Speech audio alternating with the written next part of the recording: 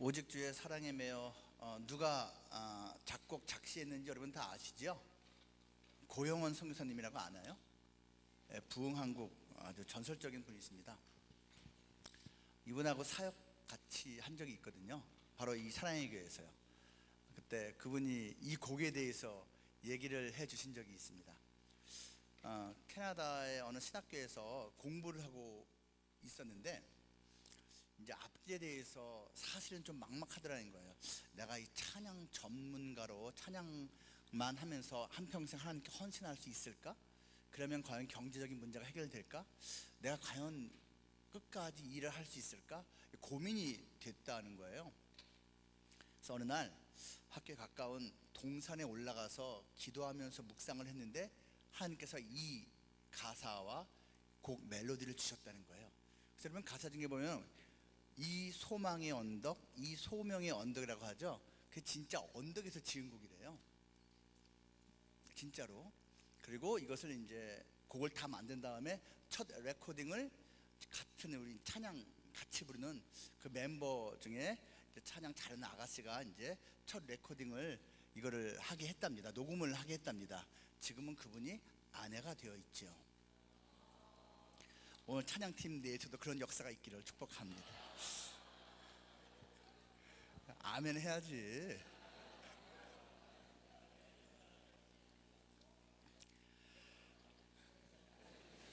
찬양팀 내에서만이 아니라 영상팀 내에서도 저 조끼 입은 저 TK 멤버들 내에서도 그런 역사가 있기를 축복합니다. 오늘 오전에 했던 거 기억나시나요? 레위기 1장 말씀을 가지고 하나님을 기쁘시게 하는 제사, 곧 삶을 우리가 살아야 된다, 드려야 된다라고 말씀을 드렸습니다. 왜 하나님을 기쁘시게 하는데 관심을 가져야 되느냐?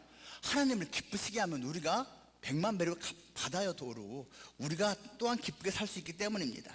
그래서 하나님을 기쁘시게 하는 그 제사는 또 하나님께 향기로운 그러한 제사는 어떤 것이냐? 세 가지 말씀드렸죠. 첫째가 뭐죠? 흠 없는 제물을 드려야 된다. 흠이 없는 제물을 드려야 된다. 두 번째는 하나님의 불로 드려지는 제사여야 한다. 나답과 아비후처럼 그냥 라이터 갖고서 탁 켰다가 이게 되면 안 된다. 하나님이 주시는 불로 해야 된다. 지금 우리로 말하면 성령입니다. 성령.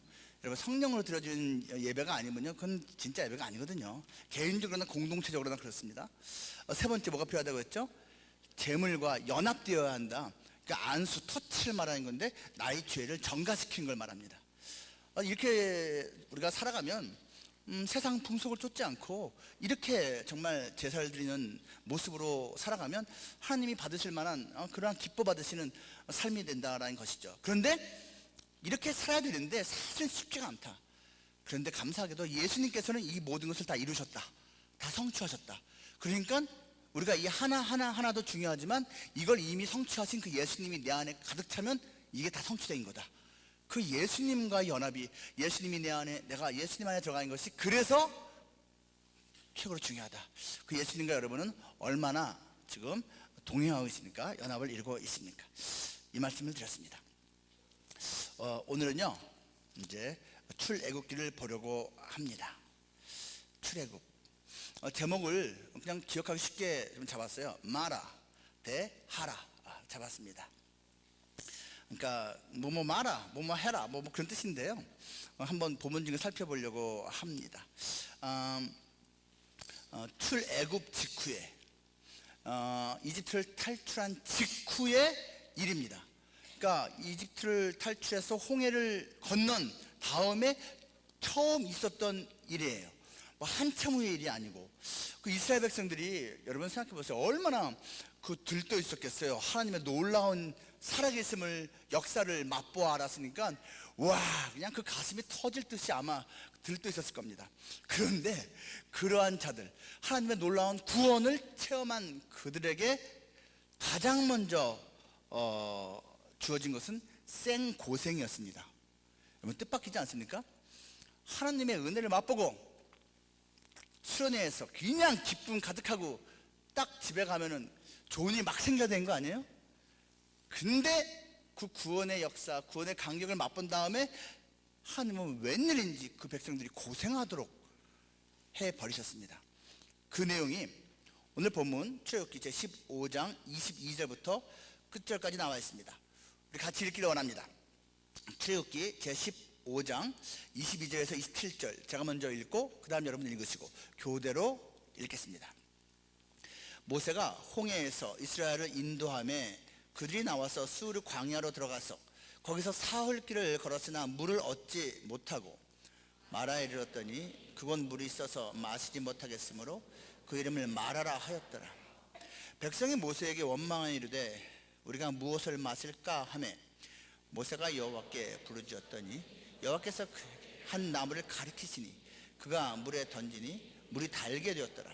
거기서 여호와께서 그들을 위하여 법도와 율례를 정하시고 그들을 시험하실세 이르시되 너희가 너희 하나님 나 여호와의 말을 들어 순종하고 내가 보기에 의를 행하며 내 계명에 귀를 기울이며 내 모든 규례를 지키면 내가 애굽 사람에게 내린 모든 질병 중 하나도 너희에게 내리지 아니하리니 나는 너희를 치료하는 여호와임이라.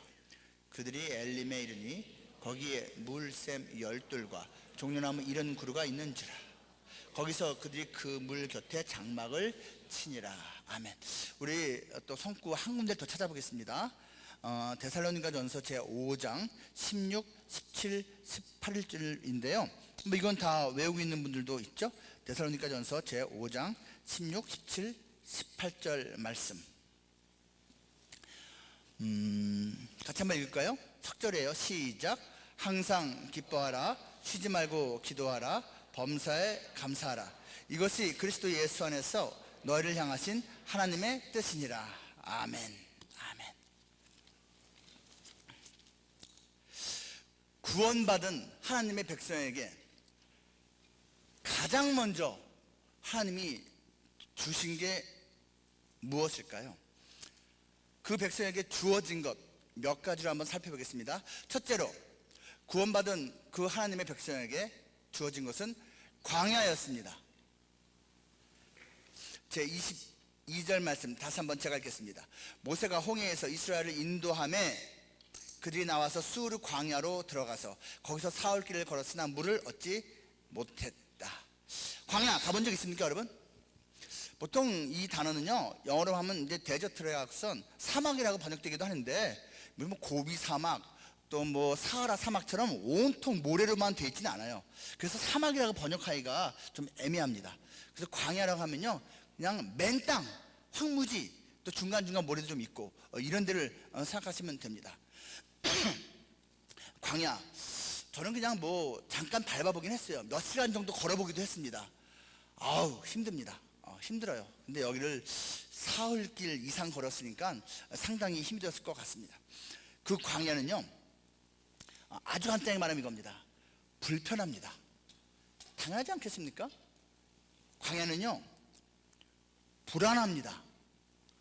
강도때가 올지도 모르고 들짐승이 달려들 수도 있고 정말 나쁜 사람들 만나서 무슨 해코지를 당할지 뭐 또 뭐 노예를 끌려갈지 모르는 거 불안합니다.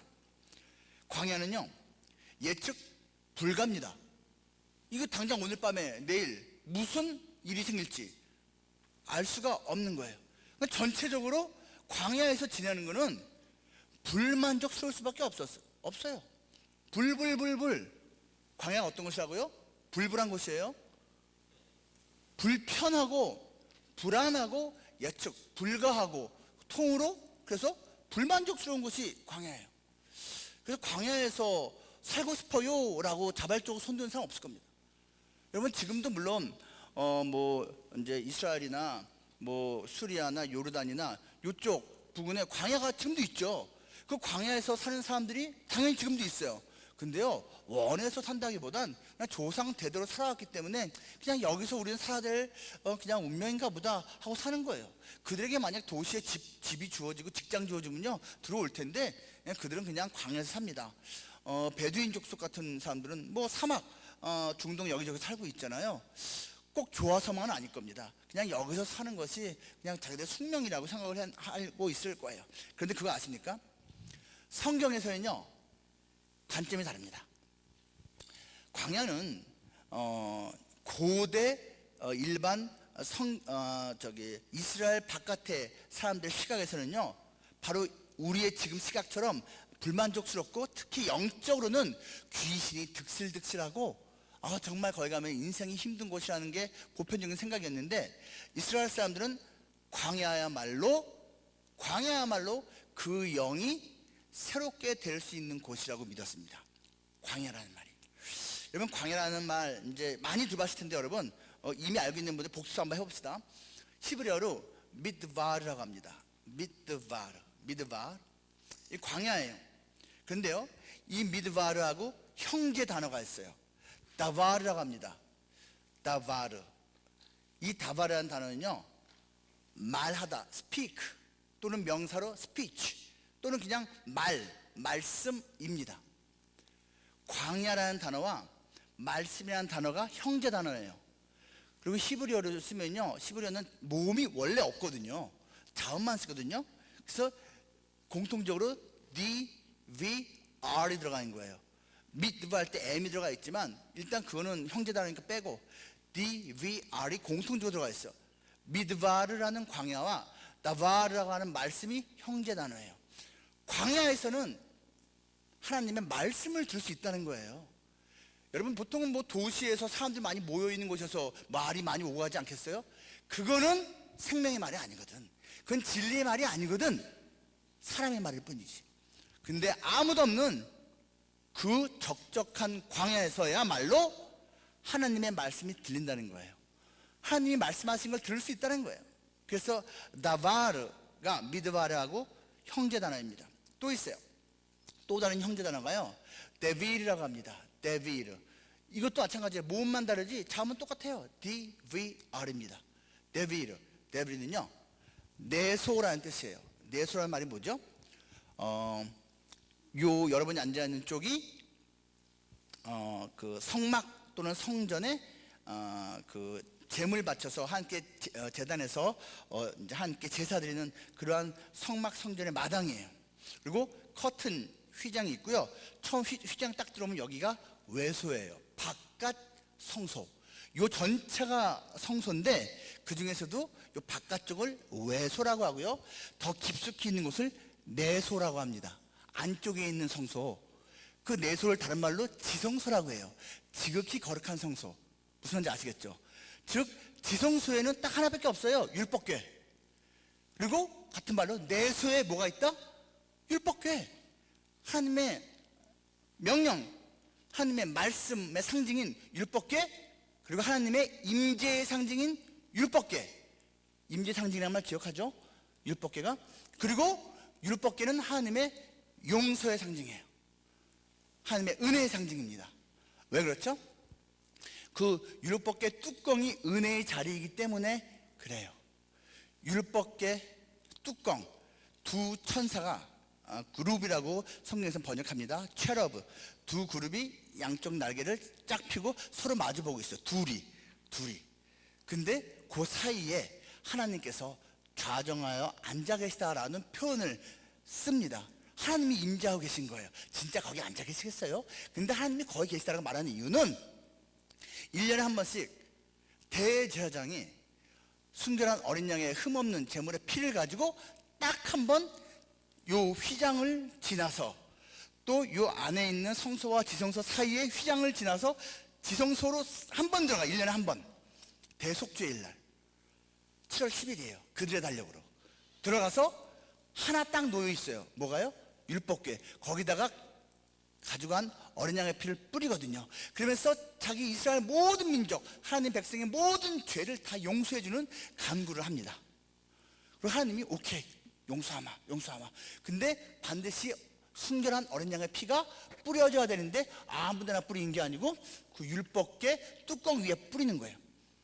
즉 하나님께서 이곳에서 예수 그리스도의 상징인 예표인 어린 양의 피를 보면서 그 백성의 모든 죄악을 용서해 주는 거예요. 그래서 율법궤는 무엇의 상징이다?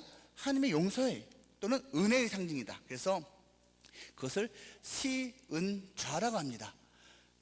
은혜를 베풀는 자리, 시은좌. 그 율법궤 뚜껑이고요. 하나님의 임재의 상징이에요. 근데 그 율법궤가 바로 지성소에 있는데, 지성소를 다른 말로 내소라고 하고, 그 내소를 네빌이라고 한다는 얘기예요. 무슨 말인지 아시겠어요? 즉 광야라는 단어와 말씀이라는 단어와 저 내소라는 단어가 형제 단어인 이유가 있다는 거예요. 하나님을 가까이 만나는 거예요. 하나님의 말씀을 듣는 거예요. 어디서요? 광야에서. 여러분 혹시 지금 인생 가운데 광야에 선 듯한 느낌이 있는 분 있습니까? 인생 살다가 반드시 그럴 때가 있습니다. 저도 있었습니다. 여러분 20살 때 벌써 광야인 느낌이다. 너무 속상해하지 마세요. 남들이 30살, 40살, 50살 때 경험한 거 그냥 조금 빨리 경험한 겁니다. 근데 옆에 있는 얘는 전혀 그런 거 없는 것 같은데, 얘는 항상 꽃밭인 것 같은데요. 걱정하지 마세요. 꽃밭 영원히 가지 않아요. 그 친구도 한 10년, 20년 후에 광야 들어갑니다. 하나님은 광야로 내몰거든요. 지금 오늘 본문에서 수르 광야로 누가 인도하였다? 모세가 인도하였다. 잊지 마세요. 모세는 예수님의 예표입니다. 하나님이 모세에게 감동을 줘서 따라간 거죠. 물론 여러분 광야는요 어쩌다가 재수 없어서 가는 거 아닙니다. 하나님이 가게 하는 겁니다. 그래야지 하나님의 음성을 듣고 하나님의 임재를 체험하기 때문이에요. 그리고 하나님의 은혜를 체험하기 때문입니다. 구원받은 하나님의 백성에게 겉으로는 불편하고 불안하고 불만족스럽고 예측 불가한 그 광야로 하나님께서 백성들을 가게 한다는 거예요. 그 광야에서 하나님을 만난다고요? 네. 모세 광야에서 하나님 만났어요. 기억나세요? 모세 왕궁에서 하나님 만난 게 아닙니다. 맞죠? 광야에서 40년 동안 지팡이 들고선 목자 생활했어요. 그러다가 어느 날 떨기나무 불이 붙었는데 타질 않아. 이게 웬일이야? 가보니까 하나님이 천사의 모습으로 와 있었어요. 하나님 만났습니다. 광야에서 만난 겁니다, 여러분. 광야에서 만난 거예요. 엘리야 급성 우울증 걸려갔거든요. 그 엄청난 엘리야가 1대 850 싸우면서 이겼잖아요. 하나님의 불 팍 내려가서 얼마나 짜자잔. 또 비가 또 올 거라고 비 내릴 거예요. 비가 팍 3년 만에 우와. 근데 그 여자가 그냥 이세벨 이씨 안돼 이세. 그 아합의 아내 이세벨이 내가 너를 가만두지 않을 거야. 내일 이맘때쯤에 24시간 안으로 내가 너를 갖다 잡아갖고서 그냥 완전히 내가 너를 능지처참할 거야. 그 말을 전해 듣고선 쫄았어. 너무 확 바뀌지 않아요? 아니 몇 시간 전까지만 해도 이러던 하나님의 사람이 여자의 그 말을 듣고서 이렇게 돼버렸어. 이게 남자입니다. 남자 여러분, 남자 정말 약합니다. 여자 여러분들 좀 남자 불쌍히 여기시기 바랍니다. 남자들 잘 기억하세요. 이세벨 여자인데 정말 무서운 사람이에요. 여자가 무섭습니다. 함부로 대하지 마세요. 아무리 강해 보여도요 연약한 사람이었어요. 그래서 급성 우울증 걸렸어요. 그래서 어떻게 했다고요? 광야길을 갔어요. 지쳐갖고서는요 그냥 하나님 나 죽을 것 같아요. 그냥 차라리 죽이시죠 하고서 로뎀나무 밑에 가서 그냥 탈진해갖고 쓰러져 있을 때 하나님이 천사 보내갖고서 머리 어루만져 주면서 힘내라. 여러분 천사를 보냈다는 것은 하나님이 오신 것과 똑같은 거예요. 하나님이 만나 주신 겁니다. 사도 바울이 이제 다마스커스 가다가 예수님을 만났습니다. 인생이 확 꼬꾸라졌죠. 완전히 꼬꾸라졌어요. 그리고 나서 제일 먼저 한 게 뭔지 아세요? 그 다메섹 성에 들어가서 일단 자기가 아는 한 예수님을 전한 거 맞아요. 그 다음에 뭐 했냐면요 아라비아 광야에 가서 하나님 훈련 받았습니다. 아라비아에 광야 많거든요. 아라비아 광야 가서 거기서 훈련 받은 다음 이후의 일들이 성경에 줄 써 있는 겁니다. 무슨 말인지 아시겠습니까? 하나님은요 하나님이 선택한 하나님의 일꾼 반드시 광야에서 훈련시키십니다. 그리고 그것은 예수님도 예외가 아니었습니다. 예수님 공생의 첫 사역 세례받는 것입니다. 요단강에서 세례받고 물론 하나님께서 격려하시고 힘주셨죠. 하늘이 열리면서 하나님의 목소리 이 내 사랑하는 아들이다. 하나님의 그 목소리 얼마나 감사해요. 성령이 임했죠. 비둘기처럼. 원래 성령으로 태어나신 분이에요. 성령으로 살고 계셨어요. 하지만 가시적으로 그게 보이게 된 거는 그 옆에 있는 사람들이 예수님이 어떤 존재인지 알게 하려고 가시적으로 비둘기 같은 모습으로 내려오는 것 갖다가 보여주신 거죠. 그리고 그 다음 단계가 뭐냐면 성령에 이끌려서 광야로 가서 시험을 받았습니다. 세 가지 시험 기억나시죠? 여러분, 예수님 세례 받고 성령 받고 성령에 이끌려서 광야에 가서 시험 받았다는 걸 기억하시기 바랍니다. 하나님은요, 하나님의 사람, 심지어 예수님까지도 본격적으로 쓰시기 전에는 광야에서 훈련시키십니다. 그렇기 때문에 여러분, 혹시 내가 지금 광야에 있는 것 같습니까? 제대로 훈련 받으세요. 이거 내시기 바랍니다. 본격적으로 쓰임 받을 것입니다. 한나라 위해서. 혹시 누가 지금 광야에 들어가십니까? 너무 특이하게만 생각하지 마세요. 또 비웃지도 마세요. 아, 하나님께서 계획이 있나 보다. 하나님께서 뭔가 훈련 프로그램을 이 사람을 위해서 지금 돌리나 보다 생각하시면 맞습니다. 근데요, 그냥 하나님을 만난 정도가 아니라 그 광야에서 나의 하나님을 제대로 만나는 사람들이 있습니다. 나의 하나님이야. 그냥 하나님이 아니고. 야곱, 그 나이에 그냥 형에 대한 컴플렉스 때문에 형을 속이고 아버지를 속인 거거든요. 여러분, 야곱 컴플렉스에 대해서는 제가 지난주에 대학 3, 4부 수련회 때 길게 얘기했습니다. 꼭 들어보시기 바랍니다. 야곱 컴플렉스. 한 가지만 말하면요, 딱 하나만 말할게요. 야곱은 형에 대해서요, 털 콤플렉스가 있었습니다. 털 콤플렉스. 무슨 말인지 아세요? 쌍둥이에요. 태어난 지 차이가 1분 차인지 5분 차인지 20분 차인지 모르겠지만 비슷해요. 근데 속에서부터 싸웠는데 이 에서가 먼저 태어났어. 발 뒤꿈치를 잡고선 나오려고 하는데 힘이 딸려서 놓치고 결국은 이제 나왔어요. 나왔는데 에서는 태어날 때부터 털복숭이야. 요즘 같으면 병원에서 난리가 납니다. 이거 호르몬 이상이 있다고, DNA 문제 있다고. 그렇지 않겠습니까? 옛날엔 옛날엔 털 많으면 은혜 많은 거예요. 털 많은 게 은혜 많은 겁니다. 복 받은 겁니다. 옛날엔 그랬어요. 그 증거가 뭐냐고요? 엘리사가 엘리야를 이어서 그 선지자가 됐어요. 얼마나 권위 있는 직분입니까? 근데 엘리야 때는 아무 말도 안 하던 그 동네 청년들이, 성경에서 소년이라고 말하지만 청년들이에요. 엘리사가 후계자가 됐다라는 것을 전해 듣고선 비웃습니다. 에이, 너 같은 게 무슨 선지자를 하나님의 일을 해? 너는 머리가 없잖아. 그렇게 흘렸어요. 너는 머리가 없잖아. 머리 없는 분 시험 들지 마세요. 머리 털은 뭐 상징이다? 하나님의 은혜의 상징, 하나님의 복의 상징. 야, 너같이 하나님의 은혜와 복도 없는 게 무슨 선지자 그렇대. 그렇게 한 거예요, 여러분. 그렇게 한 겁니다.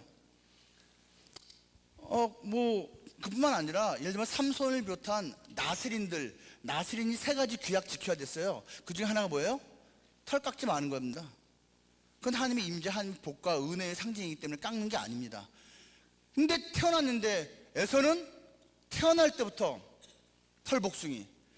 근데 똑같은 쌍둥이인데 야곱은 태어날 때부터 미끈매끈 다리. 평생을. 너무 콤플렉스야.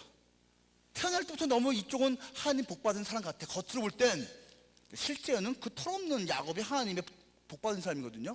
겉으로는 반대로 보이는 거예요. 근데 형은 털 많은 것도 부러워 죽겠는데 붉은색 털이야.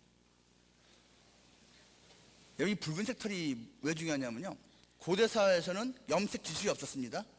딱 하나 염색할 수 있는 색깔이 붉은색이었습니다. 그래서 붉은색 옷을 입은 건요, 고위층입니다. 상류층이에요. 고관 대작, 왕들만 입는 겁니다. 예수님을 갖다가 십자가에 못 박기 전에 그 로마 사람들이 노릴 때 어떻게 했어요? 홍포, 빨간색 겉옷을 갖다가 입혀주면서 네가 왕이라고? 오케이, 왕 하세요. 겉옷 홍색 옷을 입혀주면서 놀렸습니다. 여러분, 홍색 염색은요 엄청 비싸기 때문에요, 고등에서 나온 거거든요. 고등 요만한 거 다 뽑아서 한 거거든요. 아무나 못 입어요. 근데 이 에서는 태어날 때부터 홍색 털투성이야. 야곱은 홍색은커녕 털이 없어. 그래서 평생을 털 콤플렉스에 시달린 거예요. 복 콤플렉스입니다. 복 콤플렉스. 이 야곱 나이 77세의 형과 아버지를 속입니다. 77세예요 여러분. 가출할 때가 77, 8세입니다. 얼마나 큰 용기가 필요했을까요? 아야야 아야야 하면서 가출해야 되는데 아야 하면서 가출하고서 이제 베델 광야를 갔어요. 광야. 아휴 내가 이 웬 고생이야. 회개는 안 합니다. 왠지 아세요? 하나님을 아직 제대로 모르거든요. 할아버지 아브라함이 하나님과 교제하는 거 봤어요. 근데 나는 아직 몰라. 아버지 이삭이 하나님하고 교제하는 거 봤어요. 근데 나는 아직 몰라. 내 하나님 고백이 없어요. 광야에 갔는데 피곤하니까 돌 베개에 베고 잠자는데 하나님이 꿈으로 나타나셨죠. 천사 하나님 말씀하십니다. 내가 너와 함께 할 거라고. 아브라함, 이삭, 야곱, 요셉 공통적으로 그 인생 가운데 하나님이 계속 나타나서 말씀하십니다. 내가 너와 함께 한다고. 내가 너와 함께 한다고. 내가 너와 함께 한다고. 예수님께서 우리에게 말씀하신 것 똑같습니다. 내가 너희와 영원히 함께 있으리라. 임마누엘. 마태복음이 임마누엘로 시작해서 임마누엘로 끝나는 거 아시죠? 함께 한다로 시작해서 함께 한다로 끝납니다. 그게 최고의 복이거든요. 하나님이 함께 하시는 게. 하나님을 가까이 하면 내게 복이라. 그러니까 하나님이 알아서 가까이 해주는 거예요. 우리가 거부해서 문제지. 그 야곱이 자기를 찾아와서 내가 너와 함께 할 거라고. 나는 아브라함, 너의 할아버지 아브라함의 하나님, 너의 아버지 이삭의 하나님이다 말씀하신 그 하나님이 함께 해준다고 하니까 잠에서 벌떡 깬 다음에 하나님이 계시나 보네. 그래? 난생 처음 자기가 혼자 자발적으로 기름을 돌에 붓고 예배를 드립니다. 그리고 고백합니다. 내가 무사히 아버지 집에 돌아오게 되면 하나님이 나의 아버지 하나님이 될 것입니다. 나의 하나님이라는 용어를 처음 씁니다. 여러분, 광야는 나의 하나님을 만나는 곳입니다. 광야를 자발적으로 나갔든 쫓겨나갔든 이상한 짓 해가서 도망쳐 나갔든 어쨌거나 광야에서 나의 하나님을 만난다는 얘기예요. 나의 하나님. 한 명만 더 들어볼까요? 나의 하나님 만난 사람? 하갈. 아브라함의 첩이라고 해야 되나요? 사라의 종입니다. 하갈. 참 인생이 기구하죠. 많이 불쌍합니다. 그 하갈이요, 이제 그 주인의 아기를 가진 다음에 기고만장했어요. 그래서 그 늙은 여주인을 갖다가 비웃었나 봐요. 멸시했습니다. 어리석은 겁니다. 그러면 안 되는데. 여주인이 사라가 열 받았습니다. 그래갖고선 막 학대를 했더니 견딜 수가 없었어요. 도망갔습니다. 도망감으로써 소심한 복수를 한 것 같아요. 이 씨가 어떤 씨인데 우리 주인 아브라함이 알면 당신도 혼날 거야 라는 마음도 있었을 것 같고, 내가 여기 더 있다가 맞아 죽겠구나 생각해서 도망갔을 수도 있어요. 어쨌거나 그는 도망을 갔습니다. 광야로. 광야에 가서 목도 마르고 여기 어디지, 너 오랜만에 외출해서 어디도 모르겠네 헤매고 막 후회하고 있을 때 하나님이 나타났습니다. 천사의 모습으로. 그리고 여기 우물이 있다. 목마르지? 물 마셔. 그리고 너 돌아가. 네가 잘못한 거야. 여주인에게 복종해라. 너 그런 거 아니다. 그리고 너 아들 낳을 거야. 아들 낳을 건데 그 이름을 이스마엘이라고 해라. 이스마엘의 뜻은 하나님이 들으신다 뜻이에요.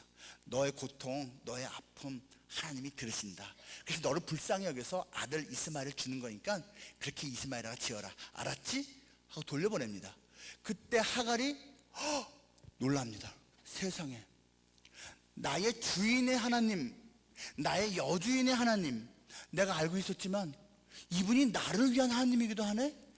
그게 기뻐하고선 그가 만난 그 우물을 갖다 이렇게 부릅니다. 부엘라 헤로이. 부엘라 헤로이는 나를 살피시는 살아계신 이의 우물이라는 뜻입니다. 하나님이 살아있다는 걸 갖다가 인정을 해. 자기 입으로 하나님 살아있네. 근데 살아있는 그 하나님이 나를 살피시네. 나를 그동안에는 우리 아브라함, 사라, 우리 남주인 여주인 이분들만 살피시는 줄 알았는데 나도 살피시네? 나를 살피시는 살아계신 이의 우물이라. 여러분, 하갈 광야에서 이 이방 여인도 나의 하나님을 만났습니다. 뭐 그 이후에 또 이제 그 이스마엘 낳은 다음에 한 17살쯤 돼가서 쫓겨날 때도 또 만납니다. 하나님을요. 또 만나요. 광야에서요. 여러분, 광야는 하나님을 만나는 곳이고, 특별히 그 전까지 나의 아버지 하나님을 알고, 나의 할아버지 하나님을 알고, 저 목사 하나님을 알고, 저 조장의 하나님을 아는데 내 하나님은 난 모른다 했던 사람들이 만나는 장소, 하나님을 만나는 장소가 바로 광야입니다. 여러분, 혹시 그 광야에 지금 있다고 생각하면 내가 진짜 나의 하나님을 제대로 만날 기회구나 생각하시면 됩니다. 광야 물론 생활이 쉽지는 않습니다. 고통스러운 순간순간이 있을 겁니다. 아주 유명한 스님이 있죠. 성철 스님. 성철 스님이 여러분 어렸을 때 교회 다녔습니다. 장로교인이었습니다. 장로교, 우리 장로교인이었습니다. 하지만 나중에 이제 불가로 귀유를 했죠. 이분이 말한 거 유명한 거 많잖아요. 산은 산이요 물은 물이로다. 이분이 사실 말을 한 게 아니고요, 법화경에 있는 그냥 불경을 인용한 겁니다. 깊이 있는 말이라고 하더군요. 난 단순해갖고선 당연히 산은 산이고 물은 물인데 왜? 근데 누가 이제 그걸 갖다가 왜곡시킨 사람이 있으니까 말을 한 거겠죠. 그분이 이렇게 말했습니다. 뭐 모든 불가에서도 다 말하고 우리 모두가 인정하는 건데, 인생은 고다 그랬습니다. 맞습니다. 인생은 못 먹어도 고입니다. 맞는 말이에요. 여러분, 인생은요, 내가 원하든 원치 않든 갑니다. 흘러갑니다. 인생은 고예요. 근데 진짜 뭐 고스톱 할 때 고는 아니죠. 인생은 괴로울 꽃자입니다. 인생은 괴로움이에요. 맞아요. 근데 여러분 그거 아세요? 인생이 괴로움이다. 그거 깨닫는다고 뭐가 달라집니까? 생각해 보세요. 당신은 병에 걸렸습니다. 그걸 깨닫는다고 병이 낫는 거 아니에요. 깨닫든 못 깨닫든 병은 병이죠. 우리 인생에 필요한 것은 그 병을 이길 수 있는 힘, 고칠 수 있는 능력 아닙니까? 지금 이분은 맞는 진단을 제법 한 거지만 괴로우니까 그 다음은 답을 못합니다. 여러분, 저는 뭐 그렇다고 해서 그걸 갖다가 체념하면서 인생은 원래 그런 거니까 받아들여라 이렇게 말하는 게 아닙니다. 당신이 어차피 이미 그냥 광야에 갔으니까 광야에서 견뎌라 이 정도 말하는 게 아닙니다. 그 광야는 우리가 온전케 되는 역설적 기회라는 것입니다. 그래서 이렇게 말할 수가 있습니다. 광야에 들어갔을 때 염려하지 마라. 낭망하지 마라. 원망하지 마라. 대신 어떻게 하라? 데살로니가 전서 5장 16절 17절 18절 말하는 것처럼 기뻐하라, 기도하라, 감사하라. 부사는 여러분 다른 부사를 썼지만 똑같은 의미입니다. 항상이나 쉬지 말거나 범사나 같은 거야. 그냥 같은 거. 무슨 말인지 아시죠? 이건 그냥 다양하게 표현하느냐 이렇게 한 거지, 그냥 같은 거야. 항상 쉬지 말고 범사에 뭐하라? G하라. 세 가지 G, EFG 할 때 G, 세 가지 G예요. 첫 번째 G가 뭐예요? 기뻐하라. 기뻐하라. 두 번째 뭐예요? 기도하라. 세 번째가 궁금하죠? 세 번째 give thanks. 감사하라. 여러분, 어떤 상황을 놓고요, 삼불하는 사람이 있고요. 삼불이 뭐겠어요? 불만스러워하고 불평하고 불안해하고 이렇게 하는 사람이 있고요. 삼기하는 사람이 있어요. 삼쥐하는 사람이 있어요. 기뻐하고 기도하고 give thanks, 감사하는 사람이 있습니다. 여러분 어떤 거 선택하십니까? 이쪽 거 하지 마세요. 마라 말이야. 이쪽 거 하세요. 하란 말입니다. 시편 23편 암송하신 분 있으시죠?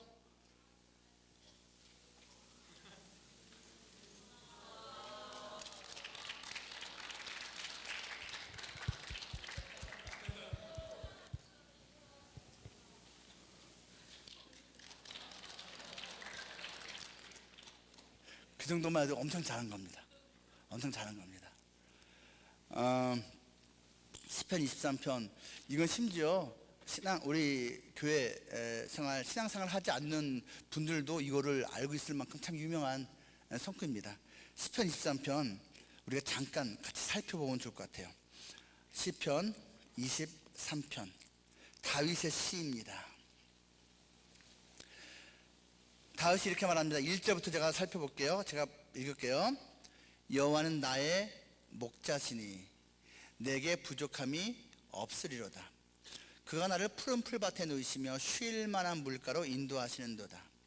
내 영혼을 소생시키시고 자기 이름을 위하여 의의 길로 인도하시는도다. 자, 여기서 말하는 건 이거예요. 지금 이 사람은 별로 아쉬울 것이 없는 상태예요. 푸른 풀밭, 쉴 만한 물가. 이거 아쉬울 거 없는 상태. 근데 이 다음 단계 보세요. 내가 사망의 음침한 골짜기로 다닐지라도 해를 두려워하지 않을 것은 주께서 나와 함께 하십니다. 주의 지팡이와 막대기가 나를 안위하시나이다. 원튼 원치 않든 인생 가운데 사망의 음침한 골짜기를 지나야 할 때가 반드시 있습니다. 사망의 음침한 골짜기가 그 목자가 그 양들을 이끄는 최종 목적지가 아닙니다. 과정입니다. 거길 지나야지 또 다른 풀밭, 또 다른 물이 나오거든요. 근데 그 사망은 음침한 골짜기를 통해야지만 거길 갈 수가 있어요. 그래서 목자는 양들을 조심스럽게 그 골짜기에서 통과하도록 인도한다는 뜻이에요. 거길 통과하면 무슨 일이 벌어지냐? 5절, 주께서 내 원수의 목 중에서 내게 상을 차려주시고 기름을 내 머리에 부으셨으니 내 잔이 넘치나이다. 내 평생에 선하신가 인자하심이 반드시 나를 따르리니 내가 여호와의 집에 영원히 살리로다. 처음에도 좋았어요. 별 문제 없는, 고생 없는, 힘든 거 없는 그러한 삶도 푸른 풀밭 쉴 만한 물가 괜찮아, 아쉬울 거 없어. 근데 뒷부분을 보세요. 원수 목전에서 상을 차려줘. 여기 상은 밥상입니다. 밥상, 잔치상이에요. 잔치상 차려주고 기름을 그 머리에 하나님께서 부어주시고 잔이 흘러 넘칠도록 부어줍니다. 이건 승리예요. 영광이에요. 풍요예요. 그 전에도 괜찮았지만 사망의 음침한 골짜기를 통과하고 나니까 그 이전보다 훨씬 영광스럽고 풍요로운 그러한 은혜를 입게 되었다라는 말입니다. 쉽지 않은 그 중간 과정이 있었어요. 근데 그 쉽지 않은 중간 과정을 어떻게 이겨낼 수 있었죠? 이유는 딱 하나예요. 그 목자가 나와 함께 하셨기 때문에. 임마누엘, 그렇죠? 함께 하시는 그분 때문에 그 과정을 통과할 수 있었다는 것입니다. 우리가 지금 그러한 과정을 혹시 지나고 있지 않습니까? 여러분, 광야 지나는 거 쉬운 건 아닌데요, 반드시 일정 훈련이 끝나면 통과가 됩니다. 그리고 반드시 패스할 수 있습니다. 이유는 딱 하나, 우리에게는 동행해 주는 분이 있기 때문입니다. 오늘 본문에서 말하고 있지 않습니까? 그 광야로 모세가 그 백성들을 밀어넣고 자기는 빠져 있습니까? 자, 니네는 가라, 나는 특별하게 편으로 따르고 간다, 이러지 않았습니다. 같이 갑니다. 그 구원자, 중보자, 인도자, 애굽에서 함께 홍해를 건너고 함께 광야길을 들어갑니다. 모세가 있으니까 어려움이 있어도 그 광야에서 모든 게 해결됩니다. 그렇지 않습니까? 여러분, 우리와 늘 함께하는 그 하나님, 임마누엘의 또 다른 이름 예수님이 계시기 때문에 우리는 반드시 광야길에서 이겨낼 수 있습니다. 승리할 수 있어요. 패스 될 수 있다는 이야기입니다. 그 광야 결코 우리에게 손해 주는 것 아닙니다. 그 광야 결코 우리를 거꾸로 트는 것이 아닙니다. 그곳에서 우리는 하나님을 깊이 만날 것이고 나의 하나님을 고백하게 될 것이고 영광스러운 잔치상에 우리가 참여하게 될 것이고 성령의 기름 부으심을 더욱 체험하게 될 것이고 내 잔이 넘친다고 정말 고맙다고 풍요로움을 하나님 주신 복락을 마음껏 누리게 될 것입니다. 그 광야, 그래서 하나님께서 구원받은 백성에게 광야를 주시는 겁니다. 구원받은 하나님의 백성에게 또 하나님이 주신 게 뭡니까? 둘째로 하나님께서는요 쓴 물을 주십니다. 쓴 물, 단물이 아니라 쓴 물 주십니다. 23절 말씀. 마라에 이르렀더니 그곳 물이 써서 마시지 못하겠으므로 그 이름을 마라라 하였더라. 그 마라라는 이름 뜻은 쓰다, 비터니스입니다. 비터니스, 쓰다는 뜻입니다. 근데 뭐 그냥 쓴 물이라고 표현합시다. 지금 물이 쓴 거니까. 하나님 우리한테 쓴 물을 주십니다. 짜증나죠? 한번 쓴 물 마셔봤습니까? 마셨는데 뱉을 수밖에 없는 쓴 물. 사실 이스라엘 백성들이 참 불쌍합니다. 물 때문에 고생 많이 했거든요. 이 고생 3종 세트, 세 가지 물 때문에 고생했습니다. 하나, 홍해 건너왔으니까 영광이고 뭐 기쁨이지, 건너기 전에는요 죽는 줄 알았습니다. 너무 많은 물 때문에. 딱 갔는데 이거 어떻게 앞이 홍해네? 앞이 바다네? 뒤에 이집트인들이 지금 막 군사들이 쫓아오고 있네? 어떻게? 물 때문에 죽는 줄 알았어요. 도망갈 길이 없으니까. 근데 그 다음에 하나님이 이게 뭐 상상 못했던 물을 갈라갖고선 건너게 해줬어요. 이야, 이 영광이죠. 딱 왔는데 그 다음에 뭐라고 말하죠? 본문에서 물이 없답니다. 너무 많은 물 때문에 시겁했는데 이제 물이 하나도 없어. 이게 뭐야? 근데 그거 간신히 견디고 참고 있는데 물을 발견했어. 마셔보니까 써서 못 먹어. 물 3종 세트. 엄청 많은 물, 하나도 없는 물, 쓴 물. 단물은 언제 나오냐고. 단물이 지금 이거예요. 결론은 왜 단물은 없고 왜 이상한 물들만 자꾸 만나고 있어요? 당연히 스트레스 받지 않겠어요? 그때 말할 수 있는 게 뭐라고요? 염려하지 말라고, 낭망 말하고, 원망 말하고. 마라, 쓰다는 뜻이에요. 기쁘면 안 된 말이죠. 여러분 룻기 기억하시죠? 룻기 주인공 3명을 말하라고 하면 누구누구죠? 룻, 보아스, 나오미. 룻의 시어머니 나오미. 나오미의 이름의 뜻은 기쁨, 희락. 근데 10년 동안 모압에 가서 쌩 고생하고 털레털레 돌아와서 저 여자 나오미 아니야? 라고 옛 동네 이웃들이 말하니까 뭐라고 푸념해요? 나를 나오미라고 부르지 마라, 나를 마라라고 불러라 그러잖아요. 그렇게 말하잖아요. 진짜 그렇게 말하잖아요. 마라가 내 인생 쓴물이야, 난 나오미라고 부르지 마, 난 마라야. 말한 거예요. 그 말합니다. 얼마나 속상했으면 그 지명을 마라라고 했겠습니까? 여러분, 하나님께 물 달라고 했는데, 마실 물 달라고 했는데 이런 쓴물 만나면 짜증나지 않겠습니까? 제가요 논산에서요 10년 전 얘기입니다. 논산 도대체 언제적 얘기야? 30년 전 얘기인가요? 30 몇 년 된 것 같아요. 저도 훈련 받았어요. 저도 이제 2년 3개월 다녀왔거든요. 하루는 각계 전투, 백병전 훈련했습니다. 그냥 있습니다. 그냥 총 갖고서 막 들이붙고 싸우고 뭐 달려가고서 수탄 터지면 그냥 밑에 기어가고 뭐 이런 거 있습니다. 철조망 밑에 기어가고 그런 거 있잖아. 지금도 기억나는데 지금은 내가 모르겠는데요. 각계 훈련 백병전 상황이라고 가정하고 하루 종일 물을 안 주더라고요. 지금도 그렇습니까? 목마른 걸 갖다가 훈련시킨 거예요. 갈증, 목마름. 요즘은 주나요? 요즘은 안 주면 또 엄마한테 전화하나? 엄마, 군대에서 물도 안 줘하고서 그 백병전 훈련 받을 때 핸드폰 넣고 하나? 그거 다 깨질 텐데. 참 궁금한 게 많습니다. 물을 안 줬어요. 점심 주는데요, 국물도 없는 점심 주는 거예요. 배고프니까 다 먹죠. 근데 하루 종일 물을 못 먹는 거예요. 근데 이제 5시쯤인가 4시 반인가 끝났어요. 이제 걸어서 한 20-30분만 걸어가면은, 행군에서 걸어가면 우리 숙소 막사에 가면 이제 물 마실 수 있대요. 근데요 얼마나 땀을 많이 흘리고 얼마나 갈증이 나는지 그 30분 걸어가다가 죽겠는 거야. 좀 과장한 것 같죠? 죽는 줄 알았습니다. 와, 그때가 9월이었는데요 햇볕은 쨍쨍, 모래알은 반짝. 구름이 하나도 없어. 저 바깥에 있는 민간인들은 좋아하겠지. 하늘은 푸르구나, 뭐 마른 살찌고 놀러 가기 좋은 날이구나 그러겠지. 훈련 받는 애들은 아우 더워 죽겠다.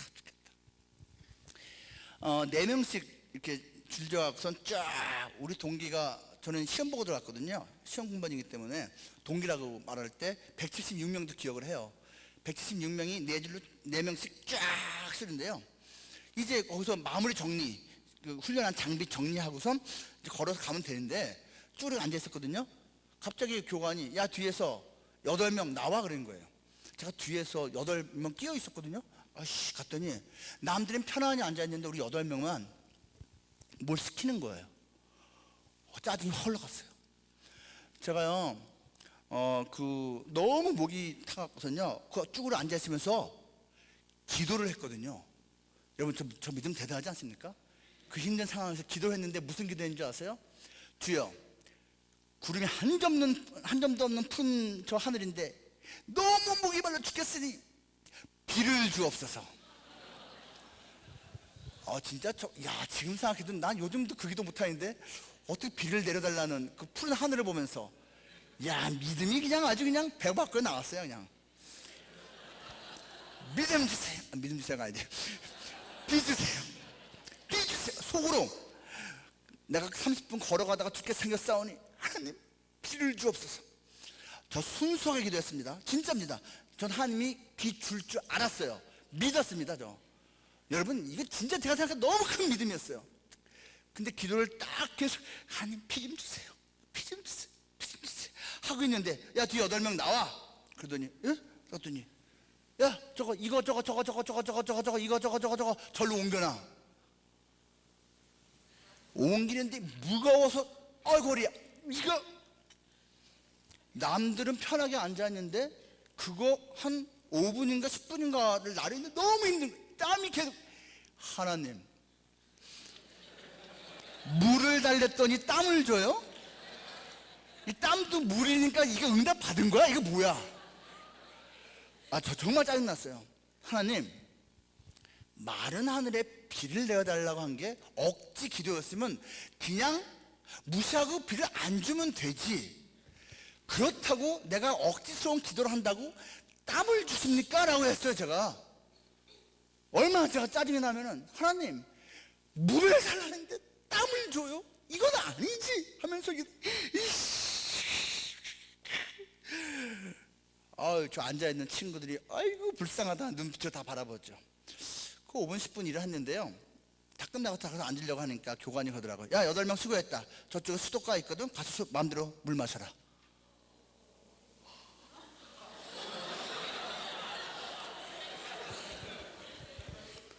그때 그 앉아있던 친구들이 갑자기 부러워가서 눈빛이 막 밝아지고, 제가 그때 비 오는 것보단 수도에서 물 마시는 게 훨씬 낫거든요. 수도에 있는 거 꼭지 다 틀어놓고서 거기 누워가서 마시고 제가 그러면서 하는 게 그랬어요. 하나님 이렇게 될 거라고 말씀 좀 하시지. 나는 내가 원하는 대로 비만 기다렸지 수돗물은 상상도 못했지. 그거 한 5분 10분 땀 흘리고 수돗물 할만하지. 충분히 할만하지. 근데 하나님 제가 짜증난 거 죄송합니다. 하나님께서요 우리에게 응답하시는데요, 방법은 하나님께서 바꾸십니다. 그대로 해주실 때도 있어요. 근데 하나님은요 바꾸실 때는 더 좋은 거 주기 위해서 바꾸시는 거예요. 타이밍도 하나님께서 바꾸실 때가 있어요.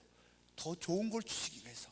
근데 문제는 하나님이 그거를, 그 타이밍과 그 방법을 왜 바꾸시는지를 가르쳐 주지를 않아. 태양아 너 5분 10분만 땀 흘리면 실컷 수도가에서 물 마시게 될 거야 라고 미리 가르쳐 주지 않는다고요. 그때 하나님 바라시는 거, 네가 한 15분만 있으면 다 이해하게 될 건데 처음 5분 10분은 짜증날 거야. 근데 나 그때 원망하지 않으면 좋겠다. 네가 날 정말 신뢰한다면 원망하지 마. 조금만 지나면 마음껏 마시게 될 거야. 하나님께서 우리에게 바라신 게 이거예요. 나를 신뢰해라. 나를 신뢰해라. 뒤에 일 무슨 일이 있을 거라고 말씀은 안 하셔. 대신 내가 해줄게, 도와줄게, 책임질게, 나 믿어봐, 그리고 나 따라와봐 라고 말씀을 하시는 겁니다. 원망은 하면 할수록 더 능숙하게 하게 됩니다. 여러분, 그 짜증도 마찬가지고 불평도 마찬가지예요. 하면 할수록 훨씬 더 잘하게 됩니다. 아주 능숙하게 잘하게 됩니다. 감사도 하면 할수록 더 잘합니다. 자, 원망이 어떻게 늘어났는지, 이스라엘 백성들의 그 원망 스킬 얼마나 그게 개발됐는지 한번 보실래요? 자, 이 마라, 이 쓴물이 나온 그 땅에서 모세를 원망했다라고 말합니다. 본문에서 모세를 원망했어요. 근데 그 다음 장면이 어딘지 아세요? 밑에 줄 몇 줄 내려오면 출애굽기 16장 2절과 3절, 2절과 3절에도 원망이 나와요. 무슨 원망인지 아세요? 고기를 못 먹어본 지 몇 개월이냐. 이집트에서는 노예 생활을 하냐고 힘들었지만 그래도 고기 보급이 한 2달에 한 번 됐는데, 야, 구원받고 났더니 2달에 한 번 고기도 못 먹는구나, 이런 거예요. 고기 못 먹는다고 원망하는 장면, 16장 2절 3절 제가 읽을게요. 이스라엘 자손 온 회중이 그 광야에서 모세와 아론을 원망하여 이스라엘 자손이 그들에게 이르되 우리가 애굽 땅에서 고기 가마 곁에 앉아 있던 때와 떡을 배불리 먹던 때에 여호와의 손에 죽었더라면 좋았을 것을 너희가 이 광야로 우리를 인도해 내어 이 온 회중이 줄여줄게 하는도다. 과장법도 이런 과장이, 모르는 사람이 보면 쥐들이 이집트에서 엄청나게 행복하게 사는 줄 알겠어. 괜히 나와서 이집트 계속 살지, 이런 거예요. 하나님, 이럴 거면 나 왜 구원했어요? 나 옛날에 더 좋았어요. 혹시 이런 생각할 때 있지 않아요, 여러분?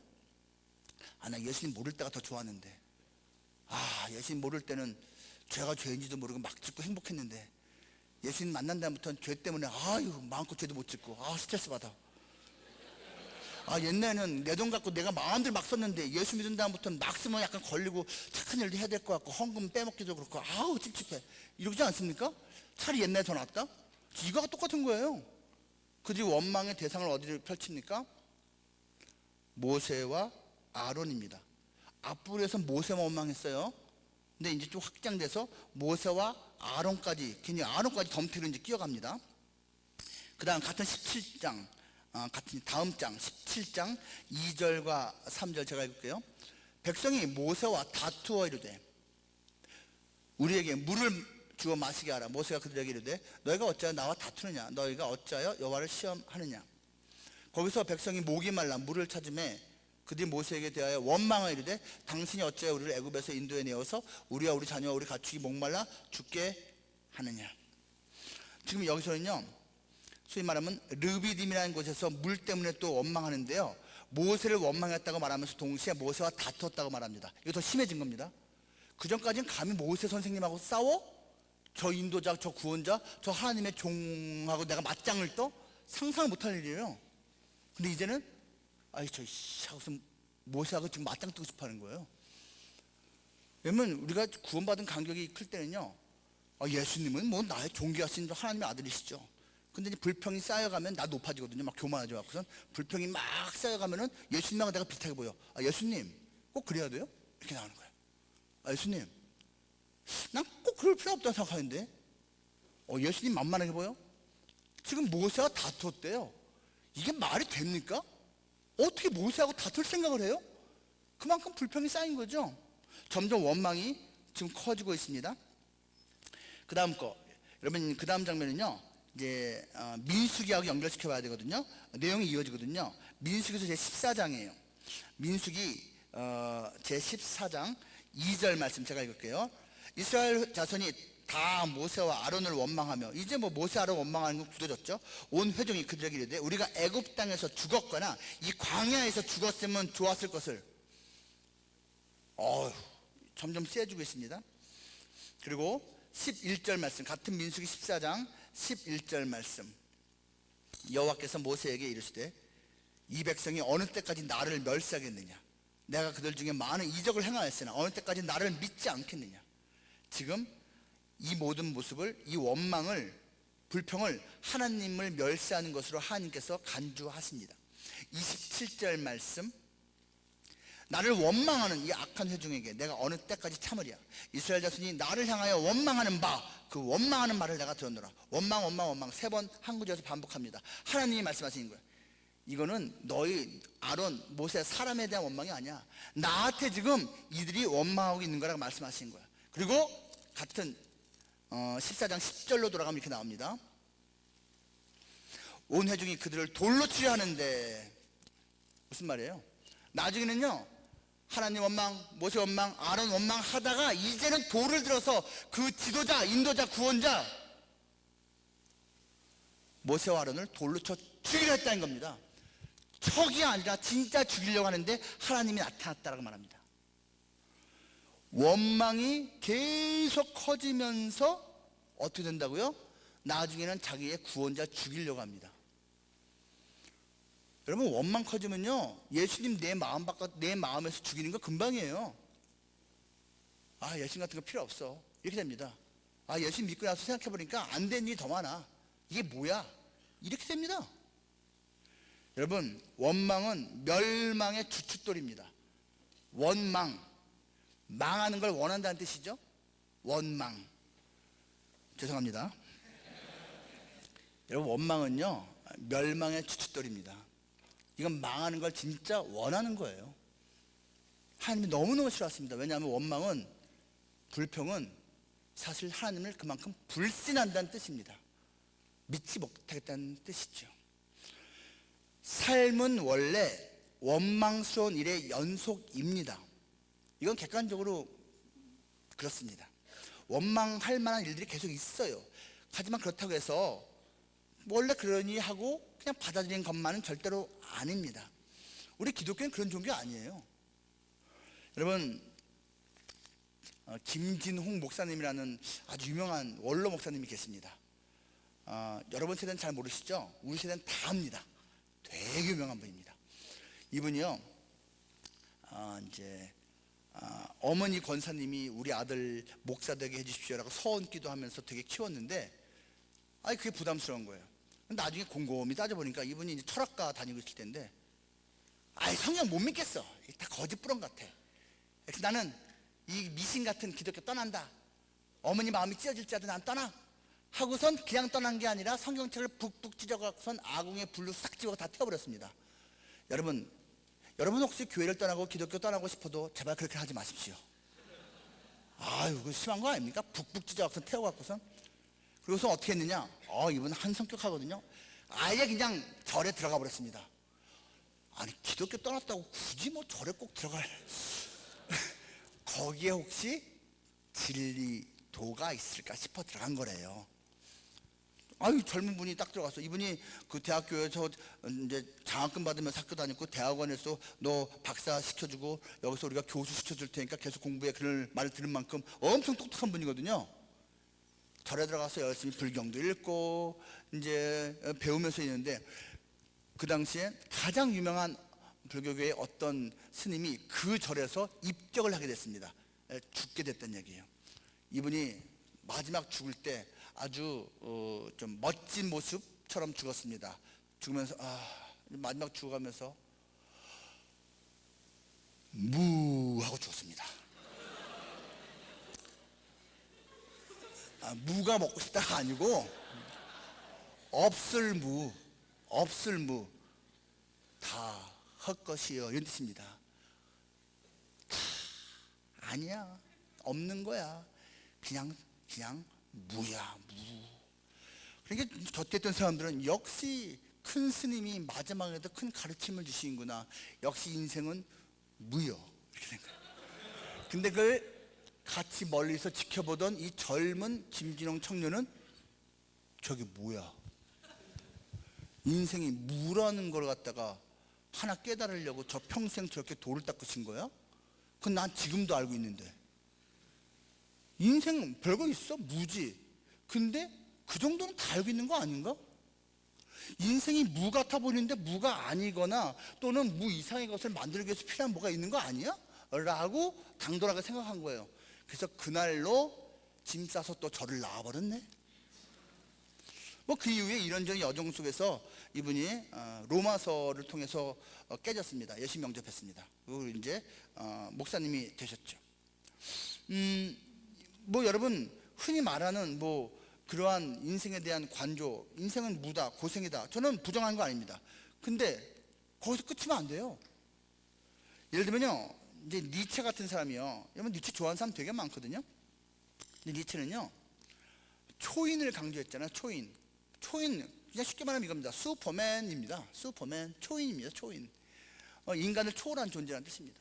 짜라투스트라는 이렇게 말했다. 조로아스터는 이렇게 말했다. 그 책 읽어보세요. 읽어보면 있습니까? 대학교 1학년 올라가자마자 읽은 책이 그 책입니다.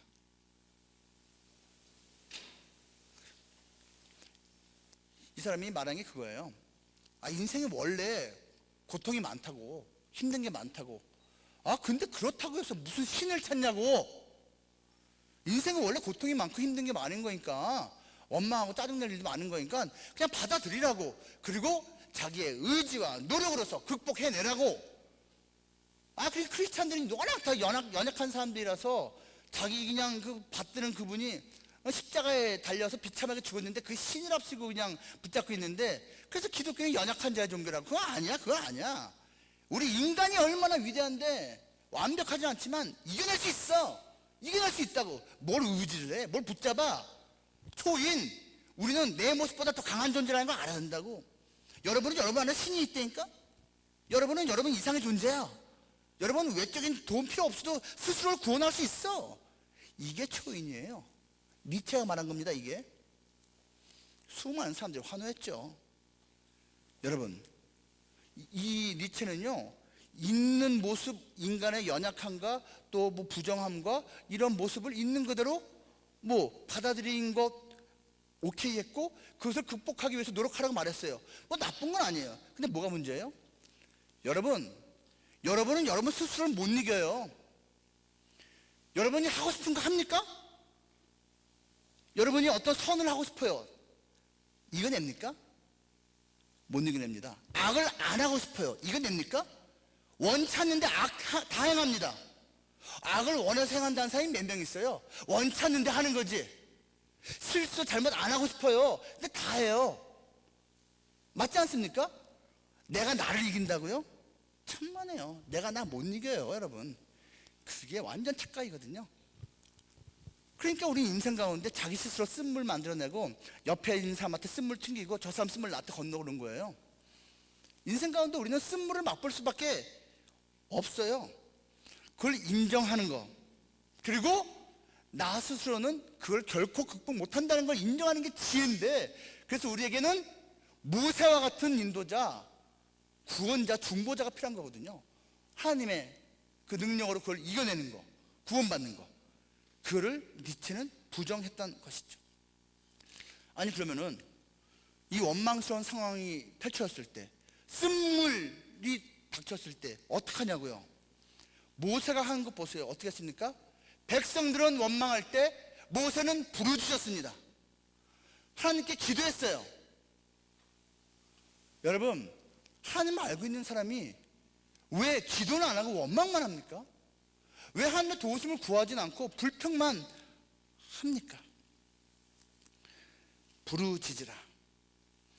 이거는 하나님의 권고 명령이기도 했습니다. 예레미야서 33장 3절에서 말하죠. 너는 내게 부르짖으라. 내가 네게 응답하겠고 네가 알지 못하는 크고 은밀한 일을 네게 보이리라. 아유, 목사님 기도는 좋은데 그렇다고 또 뭐 부르짖기까지. 여러분, 항상 기뻐하라, 쉬지 말고 기도하라, 범사에 감사하라. 그러니까 기도는 계속 해야 되는 게 맞아요. 근데 여러분, 인생 살다 보면요 가끔씩은 부르짖어야만 할 때가 있습니다. 모든 기도를 항상 부르짖으라고 말하는 거 아니에요.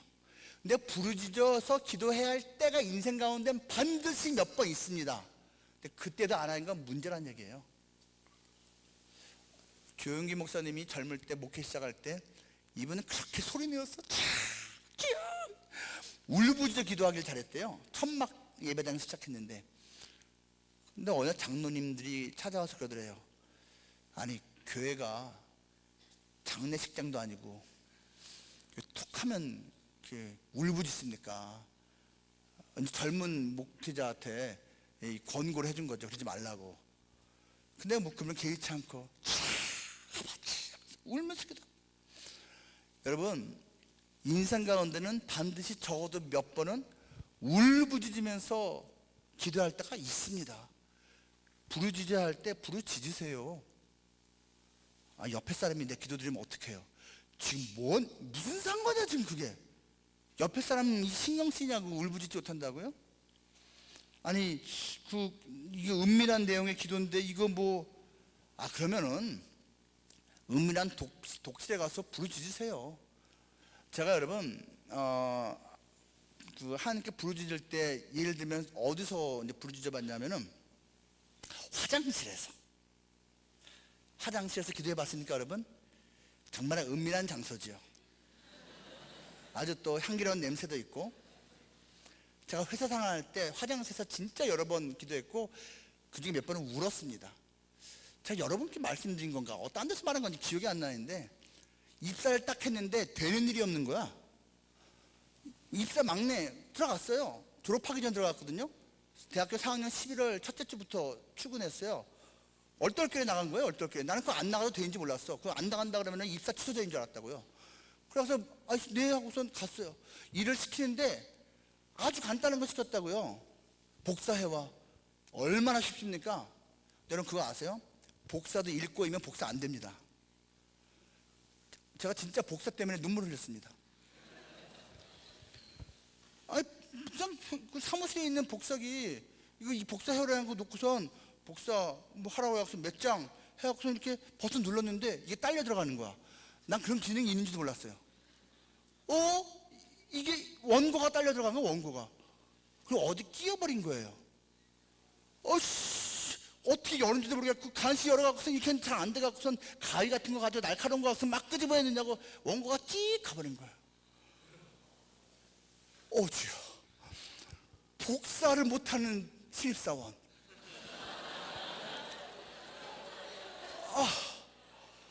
여러분 이게 참 간단한 문제가 아니었던 게 제가 말한 원고가 뭐였냐면은 제가 LG그룹 회장실 일을 했었거든요. 얼마 전에 타계하신 구본무 회장님 사진이었어요. 오리지널 원본 사진이었어요. 그 사진을 복사 이렇게 금간 사진을 안고 화장실 들어가서 무릎 꿇고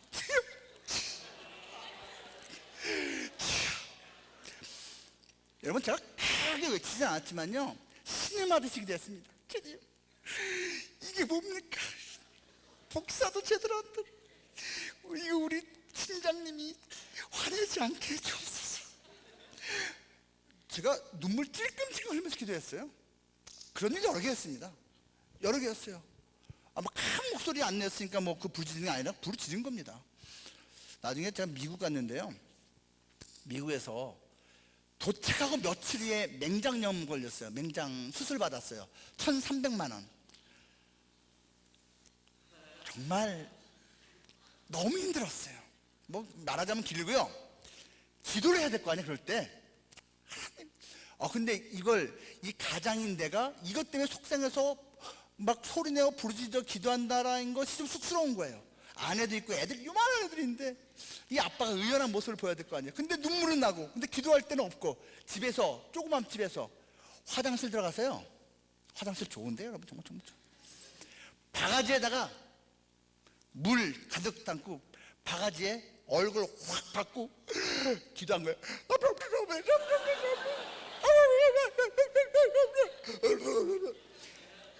그렇게 기도했습니다.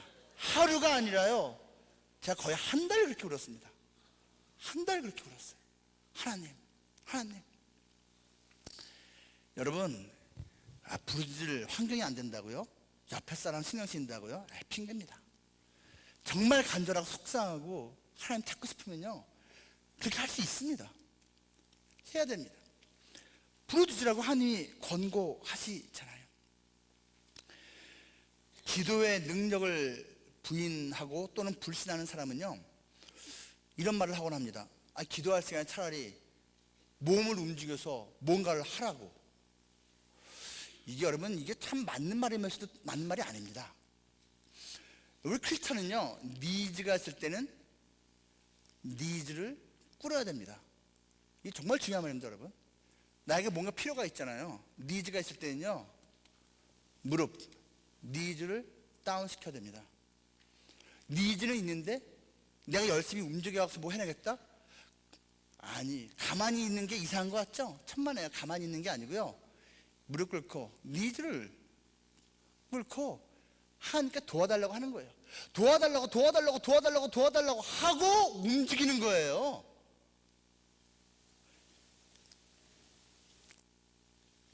하나님 앞에 도와달라고 무릎 꿇는 거는 겸손입니다. 지혜입니다. 기도 안 하고 일단은 열심히 애를 써갖고선 문제를 타겟책을 찾아야지. 그러면 모세가 만약에 그런 거였다면은, 자, 일로 와봐. 회의지 마자. 지금 이게 쓴물이야. 이거 어떡할까? 제가 약초를 구하고 있습니다. 오케바리, 너 약초 좀 구해와. 약초 타갖고선 이거 그냥 마실 만한큼, 그냥 이게 써서 못 먹겠으니까 약초를 좀 타서 쌍화탕처럼 만들어봐라. 마실 수 있게. 이럴 수도 있고요. 또는, 야, 우리 지하수 파볼까? 지하수 파면 어딘가에서 나올 수 있잖아. 그럴 수 있죠. 또 누가, 모세님, 여기서 20km만 가면은 무슨 부족이 있는데 우리 가지고 있는 금부치 주고선 무역을 통해 물 좀 가져옵시다. 이럴 수도 있을 거예요. 머리 굴릴 수 있어요. 근데 모세는요, 먼저 하나님께 기도했어요. 부르짖었어요. 그리고 그게 하나님이 기다리시는 거였어요. 여러분, 혹시 인생 가운데 쓴물 만났습니까? 무릎 꿇으십시오. 부르짖으세요. 그리고 모세가 무릎 꿇고, 그 백성의 대표인 모세가 무릎을 꿇고 나서야 그 다음 단계 우리 알고 있습니다. 그 물이 단물로 바뀌는 기적을 체험합니다. 하나님이 처음부터 단물 줄 수 있는 분이에요. 하나님이 얘야, 인생 가운데 쓴물을 만났을 때는 기도하는 거란다 라는 것을 가르쳐 주시는 겁니다. 모세는 그렇게 했습니다. 여러분, 쓴물이 단물 됐다. 하나님이 행하신 거죠. 근데 우리는 알고 있습니다. 이 땅에 오신 하나님이신 예수님은 맹물을 포도주로 만드셨어요. 맹물, 포도주 변화 사건. 이건 기억하시죠? 요한복음 2장에 나와 있는데요. 여기 한번 같이 보실래요? 요한복음 제2장. 재밌습니다, 여러분. 요한복음 제2장을요, 제가 앞에서부터 읽어가면서 말씀을 드릴게요. 요한복음 제2장 1절에서 이렇게 말을 합니다. 사흘째 되던 날 갈릴리 가나에 혼례가 있어 예수의 어머니도 거기 계시고 예수와 그 제자들도 혼례의 청함을 받았더니. 그러면 여기서 사흘째 되던 날이 도대체 무슨 날일까요? 여러분, 이 사흘째 되던 날이라는 말은요, 그냥 화요일입니다. 그냥 정해져 있어요. 이거는 그 유대인들의 말 습관입니다. 화요일이라는 말 대신에 그냥 사흘째 되던 날이라고 합니다. 왜? 그럼 어디로부터 사흘째냐? 이게 3일째란 뜻이에요. 3일째? 어디로부터? 안식일이 무슨 요일이죠? 토요일입니다. 그래서 이들은요, 안식일 지난 일요일부터 치는 거야. 일, 월, 화. 일, 월, 화. 그리고 이때부터 이 화요일이 사실은 지금까지도 이스라엘 사람들이 결혼식을 제일 많이 치르는 요일입니다. 우리는 무슨 요일날 많이 하죠? 토요일. 그쵸? 근데 이스라엘 사람들은 예나 지금이나 화요일에 결혼식을 제일 많이 올립니다. 여기도 지금 결혼식 날이에요. 혼인잔치 시작하는 날이에요. 그래서 보통 3일이나 뭐 일주일도 가는데요, 화요일 날 시작합니다. 왜냐? 화요일이 가장 복된 날이라고 그들은 믿고 있어요. 왜 가장 복된 날이냐? 창세기 1장에 보면요, 하나님이 천지를 창조하세요. 그래서 뭐 그냥 하루하루 창조하시면서 보기에 좋았더라. 좋았다라는 단어가 히브리어 토브입니다. 토브. 죄가 들어온 다음부터 토브가 없어요. 죄 있기 전에는 하나님 보시기에 토브가 많았어요. 좋은 게 많았어요. 근데 하루하루에 한 번씩만 토브가 나오는데 셋째 날 화요일에만 토브가 2번 나옵니다. 제 말이 의심스러우면 찾아보시기 바랍니다. 무슨 말인지 아시겠죠? 그러니까 다른 날은 그냥 토브인데 화요일만 토브 2번 나오기 때문에 좋다. 이스라엘 사람들 머리에는, 유대인들 머리에는 화요일이 가장 좋은 날입니다. 가장 복된 날이에요. 그래서 그 화요일을 이들은 사흘째 되는 날이라고 항상 말을 하고 그날에 혼인잔치를 했습니다. 복된 날이에요. 그 혼인잔치에 포도주가 있는데 3절 포도주가 떨어졌습니다. 이건 뭐냐면요, 예기치 못한 일이 발생했어요. 아니 첫날부터 포도주가 떨어지면 어떡해? 이거 원래 연회를 이제 구상하고 손님들이 몇 명쯤 올 거야 라고 생각한 그것대로 포도주를 준비해 놓는 건데 너무 빨리 떨어져 버린 거예요. 여러분, 인생은 이렇게 예기치 못한 일이 발생하곤 한다라는 겁니다. 이게 인생입니다. 모든 인생 자기가 예견한 대로만, 뭐 예측한 대로만 벌어진 거 아닙니다. 예기치 못한 일이 발생했어요. 근데 여기서 예수님이 있었잖아요. 이 손님 중에서 그 예수님의 어머니 마리아가 눈치가 있는 건지 없는 건지, 포도주가 떨어졌다고? 하인들, 여보게들, 내 아들인데 내 아들이 하란 대로 좀 해보게. 이건 계획에도 없던 일이야. 예수님도 좀 당황하셨을 거예요. 근데 아유, 어머니 참 하면서 결국은 도와줍니다. 여러분, 예기치 못한 상황에서 또는 위기 상황에서, 이 잔치가 풀 꺾일 뻔한 상황이잖아요. 위기 상황에서 예수님의 진가가 드러납니다. 여러분, 인생 가운데 혹시 위기 상황 만납니까? 예기치 못한 상황을 이렇게 맞닥뜨립니까? 그때야말로 예수님이 왜 예수님인지가 드러날 상황이니까 예수님 찾으세요. 예수님을 여러분께서 붙잡으셔야 됩니다. 예수님께서 결국은 그 6개의 돌 항아리 물을 좀 썼어요. 왜 썼냐 하면 그게 오는 손님들 손 닦는 물 항아리거든요. 손 넣어서 닦지 않습니다.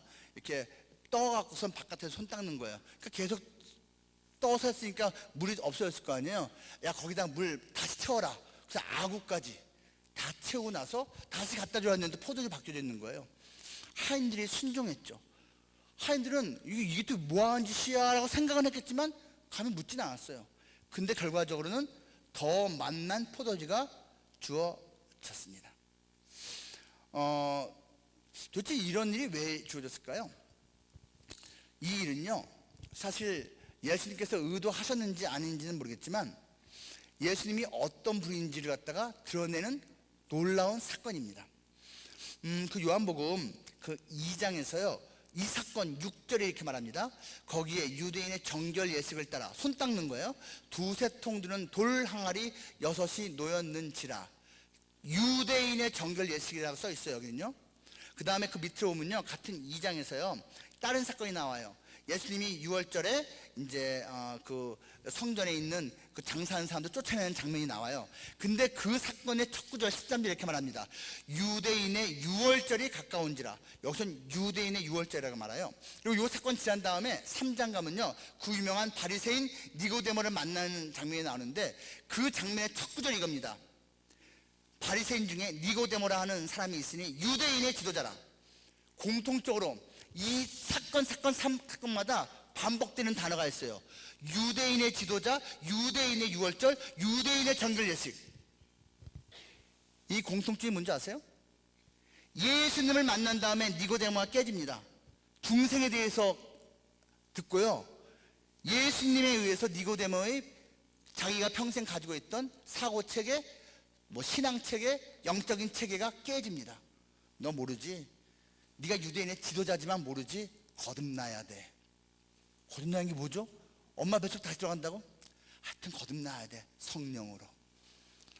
막 쫓아냅니다. 성전에 장사하는 사람들. 유대인의 유월절에 이 일을 행하신 거예요. 그 유대인들이 머릿속에 갖고 있었던 자기들 종교 질서가 깨지고 있는 거예요. 그리고 오늘 본문 유대인의 정결 예식, 손 닦는 물. 아무리 유대교를 잘 지키고 싶어서 손 닦는 물을 열심히 그 물로 닦아봤자 위기 상황에서는 그거 아무 소용없다는 얘기입니다. 근데 예수님은 손 닦는 물, 아무것도 아닌 그 손 닦는 물을 가장 만난 포도주로 만드신 분이라 이거죠. 여러분, 우리가요 남들 앞에서는 별것도 아니는 손 닦는 물 같은 존재일 수 있어요. 근데 하나님이, 예수님이 변화시켜 주시면 모두가 인정하는 아주 만난 최고의 포도주 같은 인생이 될 수 있다는 얘기입니다. 이거 하나님이 하시는, 이거 예수님이 하시는 거예요. 예수님이 정말로 위기 상황에서 예측 불가인 이 상황에서 예수님의 예수님됨을 드러내 주신 겁니다. 여러분, 쓴 물이 단물이 되건 맹물 같은 인생이 포도주가 되건 다 하나님이 또는 예수님이 행하실 수 있다는 얘기입니다. 우리가 그것을 이제 맛볼 수가 있어요. 그러니까 내가 인생 가운데 쓴물을 경험하게 됐을 때 이 쓴물이 단물로 될 수 있다. 누구 덕분에? 모세 덕분에, 예수님 덕분에 될 수 있다는 것을 믿어야 됩니다. 알아야 합니다. 그래서 하나님께서 우리에게 가르쳐 주신 거예요. 너 쓴물 만났어? 직장 상사 그 인간의 쓴물이야? 대학원에 그 선배가 쓴물이니? 네 가족의 그 사람이 쓴물이니? 염려하지 마. 낭망하지 마. 원망하지 마. 예수님이 개입하시면, 손대시면 단물로 바뀔 수 있어. 단물 될 수 있어. 라는 것을 가르쳐 주시는 겁니다. 구원받은 하나님의 백성에게 또 하나님께서 무엇을 주셨습니까? 마지막 셋째로요, 하나님께서 시험을 주셨습니다. 시험을 주셨어요. 오늘 본문 25절, 26절에 잘 나와 있습니다. 모세가 여호와께 부르짖었더니 여호와께서 그에게 한 나무를 가리키시니 그가 물에 던지는 물이 달게 되었더라. 거기서 여호와께서 그들을 위하여 법도와 율례를 정하시고 그들을 시험하실세. 이르시되 너희가 너희 하나님 나 여호와의 말을 들어 순종하고 내가 보기에 의를 행하여 내 계명의 귀를 기울이며 내 모든 규례를 지키면 내가 애굽 사람에게 내린 모든 질병 중 하나도 너희에게 내리지 아니하리니 나는 너희를 치료하는 여호와임이라. 아니, 기껏 하나님께서 구원해 놓고선 시험을 하신다고요? 네, 시험합니다. 여러분, 여기서 시험은요 템테이션이 아닙니다. 유혹이 아닙니다. 테스트입니다. 또는 트라이얼입니다. 여러분, 시험 지금 뭐 학생들 보고 있죠. 그리고 회사 들어가도 시험 보는 경우 많습니다. 승진할 때 여러분 시험 보는 경우 많아요. 그거 아십니까? 전도사, 강도사, 목사, 우리 교단에서는 그렇게 해야 되는데 시험이 다 있습니다. 그거 떨어지면은 남들이 아무리 저 사람 뭐 좋아하고 존경해도 이거 목사가 안 됩니다. 일단은 시험 붙고 봐야 됩니다. 여러분, 근데 시험이라는 건 도대체 왜 있는 걸까요? 시험이 있어야 공부를 하지. 에이, 나는 시험 없어도 공부할 거예요 라는 사람도 있겠지만 어떤 사람들은 아마 시험이 없으면 공부 안 할 거예요. 안 할 거예요. 여러분, 그래서 회사에서 또 뭐 학교에서 뭐 토익 몇 점 이런 거 제시를 해주니까 그나마 영어 좀 끄적이는 거지, 안 하면 혼자서 하기 쉽지 않을 겁니다. 사실 그게 위한 거예요. 제가요 운전면허를 제가 몇 번 떨어졌다고 얘기했었죠. 13번을 떨어졌습니다. 나보다 더 많이 떨어지면 쌤이 나와보라 그래. 내가 진짜 저기 뭐 시골에 또 어떤 할머니가 한 20번 떨어진 거 아는데 이 멀쩡한 나가 20대 때 13번 떨어졌어요. 여러분 나이 때 13번. 이야, 13번 중에서 1종은 한 번 떨어진 거고요. 맨 처음에 1종 시험 봤어요. 뭣도 모르고. 나머지 12번은 다 2종 떨어졌습니다. 와, 그래. 이게 지금 비웃는 거죠? 네. 그럼 왜 13번 만에 붙었냐? 12번까지 떨어지고 포기했습니다. 1년쯤 쉬고 있으니까, 시험 보는 걸 포기하고 있으니까 13번째 하나님께서 나를 위해서 큰 일을 행하셨습니다. 이 나라에 오토 면허를 도입하셨습니다. 나를 위해서. 그래서 제가 오토 면허의 제 1세대 수혜자입니다. 아유, 너무너무 너무너무 멋지셔. 오토 면허. 저는 수동으로 운전하면 저는 불법입니다. 무면허입니다. 저는 그래서 스타렉스도 여러분 큰 거기 때문에 2종이잖아요. 스타렉스 차도 운전 좀 못합니다. 참 제약이 많습니다. 여러분 그걸 제가 하면서요 진짜 저 많이 떨어졌잖아요. 대신 여러분 진짜 많이 연습하고 진짜 많이 준비해서요 저 그 이후로는요 사건 사고 큰 게 없었습니다. 어쨌거나 준비해야 됐거든요. 어쨌거나 신경 써서 해야만 했거든요. 그냥 시험 없이 그냥 운전 마음대로 하고 하면 얼마나 좋을까요? 근데 여러분 그럼 편하시겠어요? 이 땅에 운전면허 시험제도가 없어요. 그 원하는 사람 아무나 차 몰고 가라. 행복하시겠어요? 나는 괜찮은데 나는 그렇게 혜택 받으면 좋겠는데 이 사람 불안하죠? 그렇지 않겠어요? 그러니까 시험이 이런 거 생각하면 있어야 되는 거죠. 여러분 하나님 우리를 테스트할 때는요 우리를 위해서 주시는 거예요. 우리를 위해서 주시는 겁니다. 물론 성경에서는요 테스트라는 것과 템테이션, 유혹이라는 것을 같이 시험이라는 단어로 섞어 쓰는 경우가 많습니다. 그래서 약간 헷갈리는데 또 어떤 경우는 심지어 이게 성격이 섞여 있어서 이게 도대체 시험인데 이게 트라이얼인지 아니면은 템테이션인지 구분이 안 돼. 예를 들면 이거예요. 욥이 받은 시험이 이게 도대체 테스트예요, 템테이션이에요? 하나님 시각에서 보면 이건 테스트 같아. 근데 마귀가 엄청 애썼잖아요. 그 마귀 시각에서 보면 이거는 유혹 같아요. 하나님 원망하라고, 불평하라고. 그렇잖아요? 성격이 섞여 있기도 해요. 근데 편의상 나눠서 한번 생각해 볼까요? 여러분 테스트 또는 트라이얼은요 하나님이 주도적으로 하신 거예요. 그 대상이 성장하도록 성숙하도록 높은 의도로 좋은 의도로 주시는 겁니다. 그리고 이것을 이겨내면 테스트 통과하면 복 받습니다. 은혜를 입습니다. 하나님의 일꾼으로 멋지게 쓰임 받습니다. 근데 마귀는요 템테이션을 합니다. 물론 전제 조건이 있어요. 하나님의 허락한 범위 내에서입니다. 욥의 경우가 그렇잖아요. 하나님의 허락한 범위 내에서의 템테이션을 합니다. 그 목적 마귀는 어떻게 해서든지 그자가 실족하도록 넘어져서 박살나도록 템테이션을 하는 거예요. 그리고 그 궁극적인 목표는 멸망입니다. 여러분 여기서 하나님이 광야 쓴물 주신 건요 유혹이 아닙니다. 테스트입니다.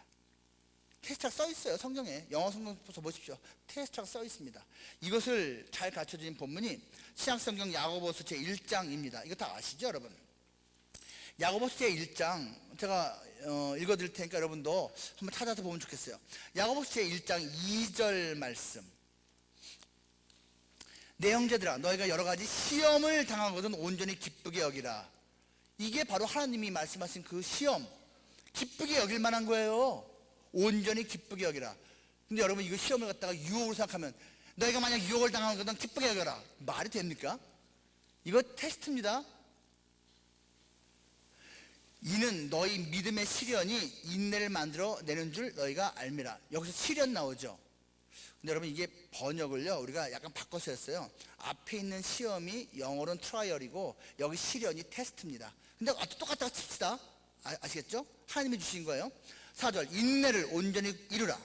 이는 너희를 온전하고 구비하여 조금도 부족함이 없게 하려 함이라. 자 이거 테스트 그 다음에 트라이얼이에요. 12절까지 나옵니다. 12절 시험을 참는 자는 복이 있나니. 여러분 이것도 테스트입니다. 이는 시련을 견뎌낸 자가 주께서 자기를 사랑하는 자들에게 약속하신 생명의 멸관을 얻을 것이기 때문이라. 여러분 시험이 우리에게 주어진 것은 통과하기만 하면 생명의 멸관이 주어지기 때문입니다. 근데 13절부터 달라집니다. 야고보서 1장 13절부터는 유혹이에요. 여기 나오는 단어 시험은 다 유혹, 템테이션입니다. 13절 사람이 시험을 받을 때 내가 하나님께 시험을 받는다 하지 말지니 하나님은 악에게 시험을 받지도 아니하시고 친히 아무도 시험하지 아니하시니라. 이거 다 유혹입니다. 다 유혹이에요. 14절 오직 각 사람이 시험을 받는 것은 즉 유혹을 받는 것은 자기 욕심에 끌려 미혹됨이니 욕심이 잉태한 지 죄를 낳고 죄가 장성한 즉 사망을 낳느니라. 하나님께서는요 우리를 사랑하시기 때문에 우리를 더 멋지고 성숙한 일꾼 삼으시기 위해서 때로 필요한 만큼의 테스트를 하십니다. 상황을 이용해서 환경을 이용해서 그 중엔 사람도 포함됩니다. 여러분 사람 때문에 시험 들 때 있죠. 이겨내야 됩니다. 반드시 이겨내야 됩니다. 반드시 이겨내야 됩니다. 제가 사람 때문에 시험 저도 당연히 받았어요. 그리고 또 그 누군가 나 때문에 시험 받았겠죠. 그래서 우리 서로 간에요 시험 당하고 시험을 주는 존재들입니다. 제가 군대 있을 때 전 특히 그 고통을 많이 당했거든요. 같이 있었던 전 미군 부대에서 근무했습니다. 같이 있었던 그 미군 제 상관 나이 차이는 별로 안 되지만 어쨌거나 제 상관 전 그 인간 때문에요 진짜 고생 많았습니다. 정말 죽고 싶을 정도로 괴로웠습니다. 편하게 지내려고 미군 부대 들어갔는데 시험 봐갖고선 몸은 편한데 정신적으로 고통받으니까 미치겠더라고요. 너무너무 힘들었습니다. 제가 어느 정도로 힘들었냐면요 주일날 저녁이 되면은 밥을 먹는데 밥맛도 없고 잠자리에서도 막 잠이 안 오고 내일 아침 되면 그 인간 만나야 되기 때문에 사무실에서 그 사람과 내가 둘만 일해. 하루 종일 보는 거예요. 아침부터 퇴근할 때까지.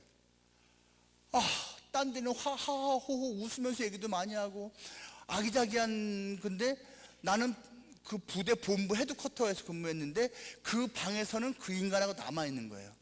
얼마나 괴롭히인지 진짜 힘들었어요. 제가 너무 힘드니까 제가 그땐 전화가 자유로웠거든요. 집으로 하는 게. 아버지한테 전화를 하곤 했어요. 아버지한테 울면서 다 큰 놈이 울면서 저 참 잘 울죠. 네. 아버지 나 너무 힘들어. 나 이놈이 사전 더킨스라고 하는데 더킨스 들어봤죠 여러분? 리차드 더킨스 그거 요즘 그 기독교 반대 운동 열심히 하고 있는 영국의 그 사람하고 이름이 똑같아요. 이 더킨스 이 사람 때문에 아버지 이 사람이 나 괴롭히고 아버지께서 하신 말씀 그래 힘들구나 얘야 근데 잊지 마라 넌 크리스찬이다 선으로서 악을 이겨라. 맞는 말인데 별로 힘은 안 되는 선으로서 악을 이겨라 맞는 말이지. 로마서 말씀 맞는 말이 알았어요 아버지. 근데도 힘이 막 이게 막 싸우쳐요. 상관이 없으고 막 한국은 이게 문제야. 이제 카트사들은 이게 문제야. 니네 이게 싫어. 너 혹시 나 없는 동안 이거 훔쳐가는 거 아니야?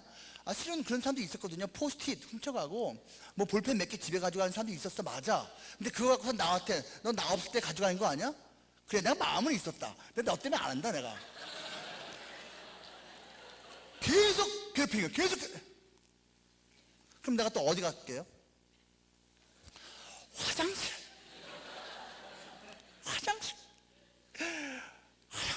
무릎 꿇고 자면. 근데 미군 부대 화장실은 밑이 이렇게 공간이 떠 있어요. 예, 막혀있지가 않다고 이게 떠 있어. 그럼 가끔씩 지나가다 보이나 봐. 그럼 난 무릎 꿇고 있으니까 발이 삐죽이 이렇게 보이는 거예요. 발바닥이 이렇게 보이는 거예요. 무슨 일이 있냐고 지나가던 동료들이 무슨 일이 있냐고 일어나고선 또 서고 또 울다가 또 들어가고선 또 일하고 이렇게 몇 개월을 했어요. 근데 그 다음에는요 너무 힘드니까 이 정도 기도해서 안 되겠더라고요. 그래서 제가 점심 금식 기도를 했습니다.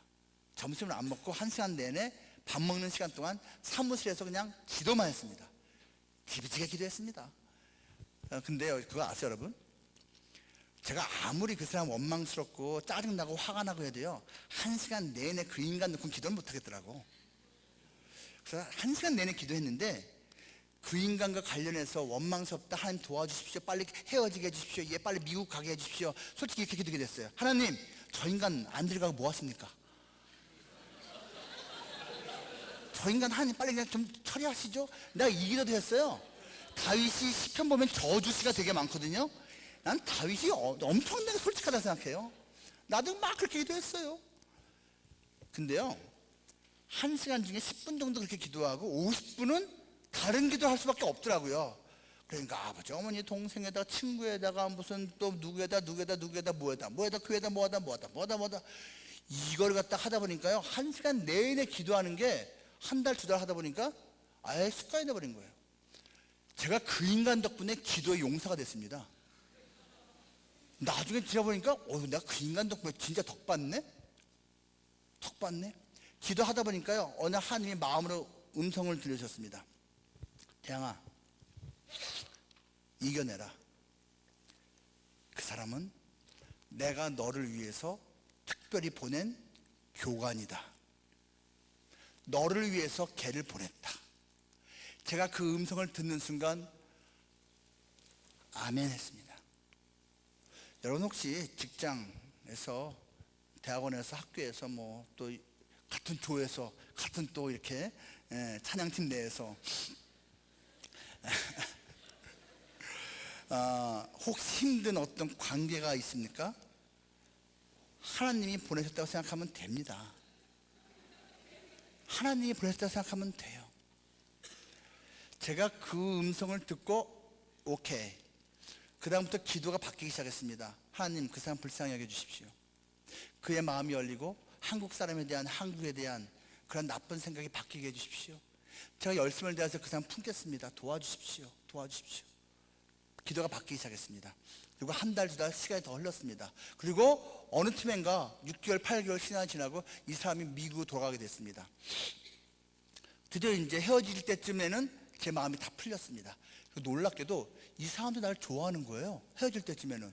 이런 기적이, 맨날 욕하고 비웃고 카투사 비난하던 사람이 어느 틈엔가 웃으면서 대화하고 나한테 이거 먹으라고 뭐 사다 주고, 이 사람이 와. 마지막 떠날 때 이 사람이 나에게 선물을 줬습니다. 부대에 말을 해갖고서는요, 저한테 훈장을 수여하는 것 같다가 추천하고 간 거예요. 이 사람이 일을 잘하고, 그 다음에 뭐 인스펙션을 갖다가 할 때마다 항상 A+고 하나도 흠이 없다. 이 사람은 대표로 훈장을 줘야 된다. 제가요, 그 사람이 추천해 줘갖고서는요, 훈장 받았습니다. 물론 미군에서 줄 수 있는 훈장 중에 제일 밑에 거죠. 그래도 미군 부대에서 그 미군들이 만약 그 훈장을 받으면 1계급 승진입니다. 미국은 돈 받고 하는 직업군인이거든요. 1계급 승진이라는 얘기는 연봉이 그만큼 더 많아진다는 뜻이에요. 나는 연봉이 10원도 안 올랐습니다. 그냥 9,000원 그대로였습니다. 근데 그때 그 훈장을 주면서 대대장이 그렇게 말했습니다. 당신이 이 훈장을 가지고 평생 갖고 있다가 미국에 이민 가고 싶거나 또 유학 가거나 할 때 이거 들고 대사관 가면 당신은 무조건 패스라고. 근데 한 번도 써먹은 적은 없습니다. 어쨌건 제가 그랬다가 남들 그 수백 명 앞에서 제가 이렇게 훈장 추서받고 당당하게 받고, 그 친구는 이미 떠났어요. 며칠 전에 떠났는데 내가 받는 걸 못 봤어요. 제가 이걸 받으면서 그 생각했습니다. 이건 지금 하나님이 나에게 주시는 훈장이다. 너무너무 힘들었고 눈물 났고 정말 괴로웠거든요. 오직 하면 제가 그 좋아하는 밥을 안 먹으면서 기도만 했겠어요. 근데 그 덕분에 내가 기도가 뭔지 알게 됐고, 그 덕분에 원수 사랑하는 게 뭔지 알게 됐고, 그 덕분에 보너스 훈장까지 받고, 야, 이거 하나님이 주신 거구나. 제가 하나님께 너무너무 감사했습니다. 너무너무 감사했습니다. 여러분 잊지 마세요. 하나님께서는요, 사람을 포함한 그 환경과 상황을 통해서 우리를 연단하십니다. 우리를 강하게 만드십니다. 테스트 하십니다. 그래서요, 우리는 결정해야 됩니다. 원망할 것이냐, 하나님을 신뢰할 것이냐, 또는 인내할 것이냐. 원망 말아야죠. 신뢰해야죠. 우리는 그렇게 안 좋은 상황에서, 쓴물과 같은 상황에서, 광야 같은 상황에서 하나님으로부터 그것 때문에 점점 멀리 갈 것이냐, 아니면 오히려 하나님을 더 붙잡을 것이냐, 즉 기도, 부르짖는 걸 말하는 거예요. 결정해야 됩니다. 여러분 멀리 가면 안 되죠. 오히려 그것 때문에 더 하나님을 붙잡아야죠.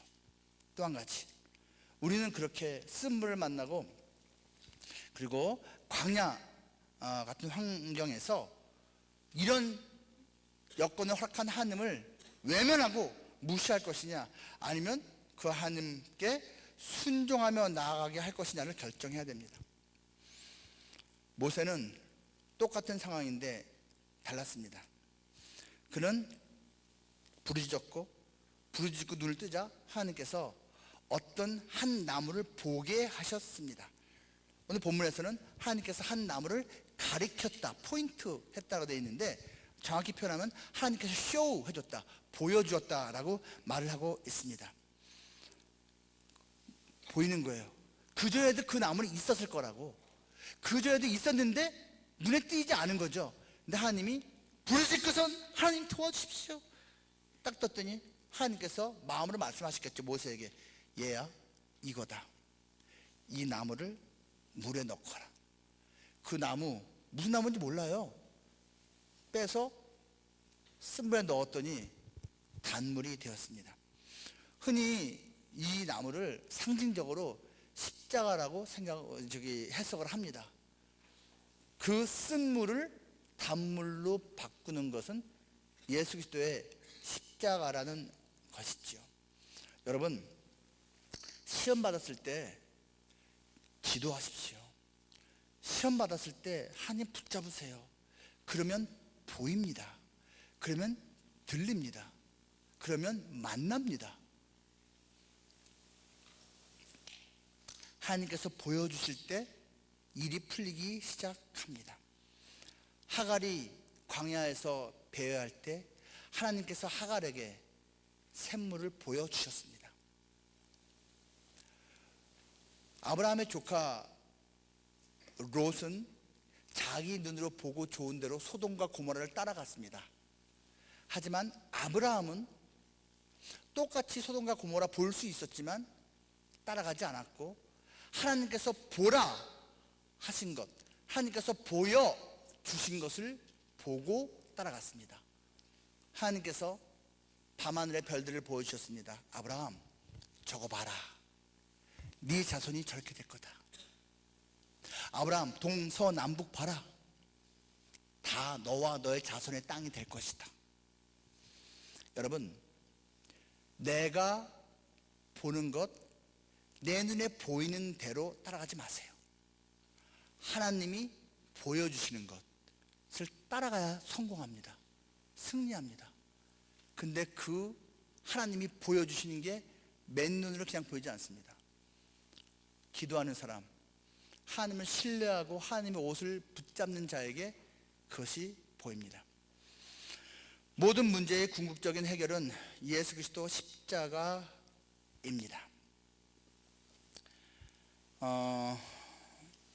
이런 분이 있습니다. 저도 잘 알고 있는 어떤 실제 있는 분이에요. 10년 넘게 좋은 교회에서 집사 생활을 했습니다. 근데 사실 개인적인 사생활은 온전치가 않았습니다. 결국 그것 때문에 가정이 파탄났습니다. 중내산에 싸우고 부부가 이제 헤어지게 됐습니다.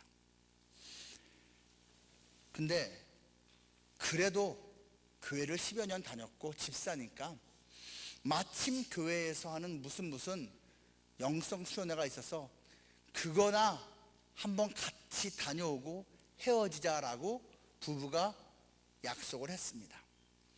그리고 그 수련회에 갔는데 그때 오신 강사 목사님이 여러 말을 했겠지만 특히 이런 말을 할 때 그 두 사람이 깨졌습니다. 이런 말 했답니다. 우리 인생이 깨지고 문제투성이인 것은 예수 그리스도가 그 삶에 진짜로 들어오지 않아서이다. 우리 인생이 깨지고 상처투성이가 되는 거죠. 문제투성이가 되는 것은 예수 그리스도가 그 삶에 진짜로 제대로 들어오지 않아서이다 라고 그 목사가 말을 했는데, 그걸 들은 부부가 둘 다 인정한 겁니다. 그렇구나. 내가 교회에 이렇게 10수년을 다니면서도 나는 예수님을 나의 진짜 구원자로 영접하지 않았었구나. 나의 삶의 구주로 나는 진짜 받아들인 것이 아니었구나 라고 각각 인정하게 된 거예요. 그래서 마지막 부부가 함께 참여하는 수련회 일 것으로 생각했던 그 자리가 두 사람이 하나님께 철저하게 깨지고 회개하는 자리로 바뀌었습니다. 그리고 서로 용서하고 용서를 빌고 화해하고 세월이 많이 흘렀어요. 지금은요, 대한민국에서 엄청나게 알아주는 가정 회복 지도자입니다. 엄청나게 큰일 하고 있습니다. 부부와 같이요. 이게 하나님이 행하신 일이고, 이게 예수 그리스도가 그 삶에 진짜 들어갔을 때 일입니다. 예수님의 이름 때문에 회복됩니다. 예수님 때문에 치유됩니다. 실제로 그렇습니다. 오늘 본문에서 뭘 말합니까? 모세가 온 백성의 대표로 순종하였더니, 그래서 기도하고 그 눈으로 본 그 나무를 던졌더니 그 쓴물이 치료되었더라. 써져 있죠? 쓴물이 치료되었다. 여러분, 여기서 치료라는 말 나오죠? 26절. 나는 너희를 치료하는 여호와임이라. 쓴물 인생이 단물 인생으로, 여기서 치료라는 이 단어가 여러분 모두 알고 있는 여호와 라파 할 때 그 라파입니다. 여호와 라파, 치유하신 하나님, 고치신 하나님, 그 라파예요. 하나님께 하나님의 뜻을 구하며 기도할 때 영이 열리고, 그리고 예수 그리스도의 십자가가 들어올 때, 예수님이 임할 때 그 삶에, 그 공동체에 라파, 치료의 역사가 일어난다는 것입니다. 그 후에 무슨 일이 있었습니까? 그들이 결국은 그 단물 마시고 새 힘을 얻고, 그 다음 맨 마지막 구절, 물샘 12개가 있는 곳에 갔습니다. 종려나무, 야자수나무가 70그루 있는 곳에 가서 그 많은 백성들이 실컷 만난 물을 마실 수가 있었습니다. 12지파니까 지파당 그냥 샘이 하나씩 주어진 거예요. 하나님은 처음부터 이곳에 데려올 수 있었어요. 이스라엘 백성들. 하나님은 얘야, 이틀만 더 가면은 70개 야자수가 있고 12개의 물샘이 있는 곳이 올 거다 라고 말해줄 수도 있었어요. 하나님 말씀하지 않았습니다. 얘야, 힘들지? 광야라서 쓴물 만나서 원망스럽지? 근데도 나 좀 믿어주면 안 되니? 나 신뢰하면 안 되니? 이럴 때 원망 아니고 나를 신뢰해주면 안 되니? 라고 말씀하신 겁니다. 여러분 인생 가운데 마라 종종 만날 겁니다. 쓴 상황, 쓴물. 여러분 마라 상황에서 원망하지 마세요. 원망 마라. 대신 기뻐하고 기도하고 그리고 감사하라. 삼취. 기뻐하고 기도하고 기브 땡스하라. 그런 게 안 보이는데요. 아까 제가 얘기했잖아요. 비 달라고 했더니 비 안 좋아서 짜증나가 땀 나가서 막 했더니 한 수돗물 퍼막 시게 했다고요. 그걸 안 보이는데 보이는 듯이 그냥 미리 감사하는 거예요. 잊지 마세요. 원망하는 자에게 더 많은 원망거리가 갈 겁니다. 하지만 감사하는 자에게 더 큰 감사거리가 갑니다. 불평하는 자에게 더 큰 불평거리가 갈 겁니다. 그게 자석처럼 당긴 거거든요. 하지만 기뻐하는 자에게 더 큰 기쁨거리가 갈 것입니다. 이것이 영적인 중력의 당김의 법칙입니다.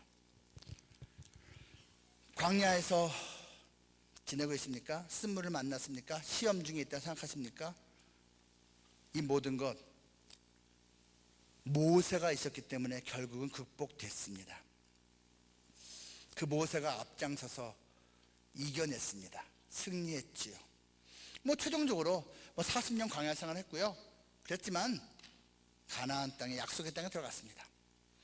여러분, 우리에게는 모세와 비교할 수 없이 위대한 분이 있습니다. 예수 그리스도입니다. 우리가 광야에서 하나님을 깊이 만날 수 있다는 것 알고 있기에 인내하고 싶고, 쓴물이 단물로 그 십자가의 능력으로 바뀔 수 있다는 걸 알기에 우리가 인내하고 싶고, 시험 상황에서도 하나님을 신뢰하며 인내하고 싶은 거 맞는데 우리는 연약해요. 원하는 대로 마음먹은 대로 안 될 때가 있을 거예요. 그때마다 잊지 마세요. 예수님은 이 모든 것을 다 행하셨습니다. 예수님 자신이 시간만 나면 틈내어서 광야에 가서 홀로 기도하시던 분입니다. 예수님 자신이 광야에서 마귀의 그 시험을 다 이겨내신 분입니다. 예수님 자신이 그 쓴물 인생을 다 이겨냈습니다. 예수님이 당한 고통, 그야말로 정말 쓴물 인생 아닙니까? 그거 다 이겨내셨습니다. 그 예수님을 붙잡으세요. 그 예수님을 영접하세요. 그 예수님 온전한 100% 나의 주인으로 붙잡으세요. 그러면 이렇게 70그루의 야자수가 있고 12개의 물샘이 있는 그곳으로 우리가 인도되듯이 우리의 인생길이 인도함 될 것입니다. 나의 능력이나 나의 의지만으로는 부족합니다. 우리에게는 중보자가 필요합니다. 바로 예수 그리스도가 그분입니다. 그 예수님을 통해서 우리의 모든 인생이 앞으로 펼쳐질 그 길, 때로 광야가 있을 것이고 때로 쓴물이 나타날 것이고 때로 시험이 있겠지만 모두 이겨내고 주님이 기뻐하시는 그 삶, 그리고 주님께 영광 돌리는 그 삶, 그리고 주님께서 우리에게 허락하시는 그 복락과 은혜를 마음껏 누리는 여러분 되기를 주님의 이름으로 축복합니다. 우리 같이 기도할까요? 우리 기도하는데요, 우리 아까 맨 마지막에 부른 노래 있죠. 오직 주의 사랑에 매여. 그거 혹시 준비되어 있으면 좋겠어요. 오직 주의 사랑에 매여. 우리 그것을 준비해 주시고요. 또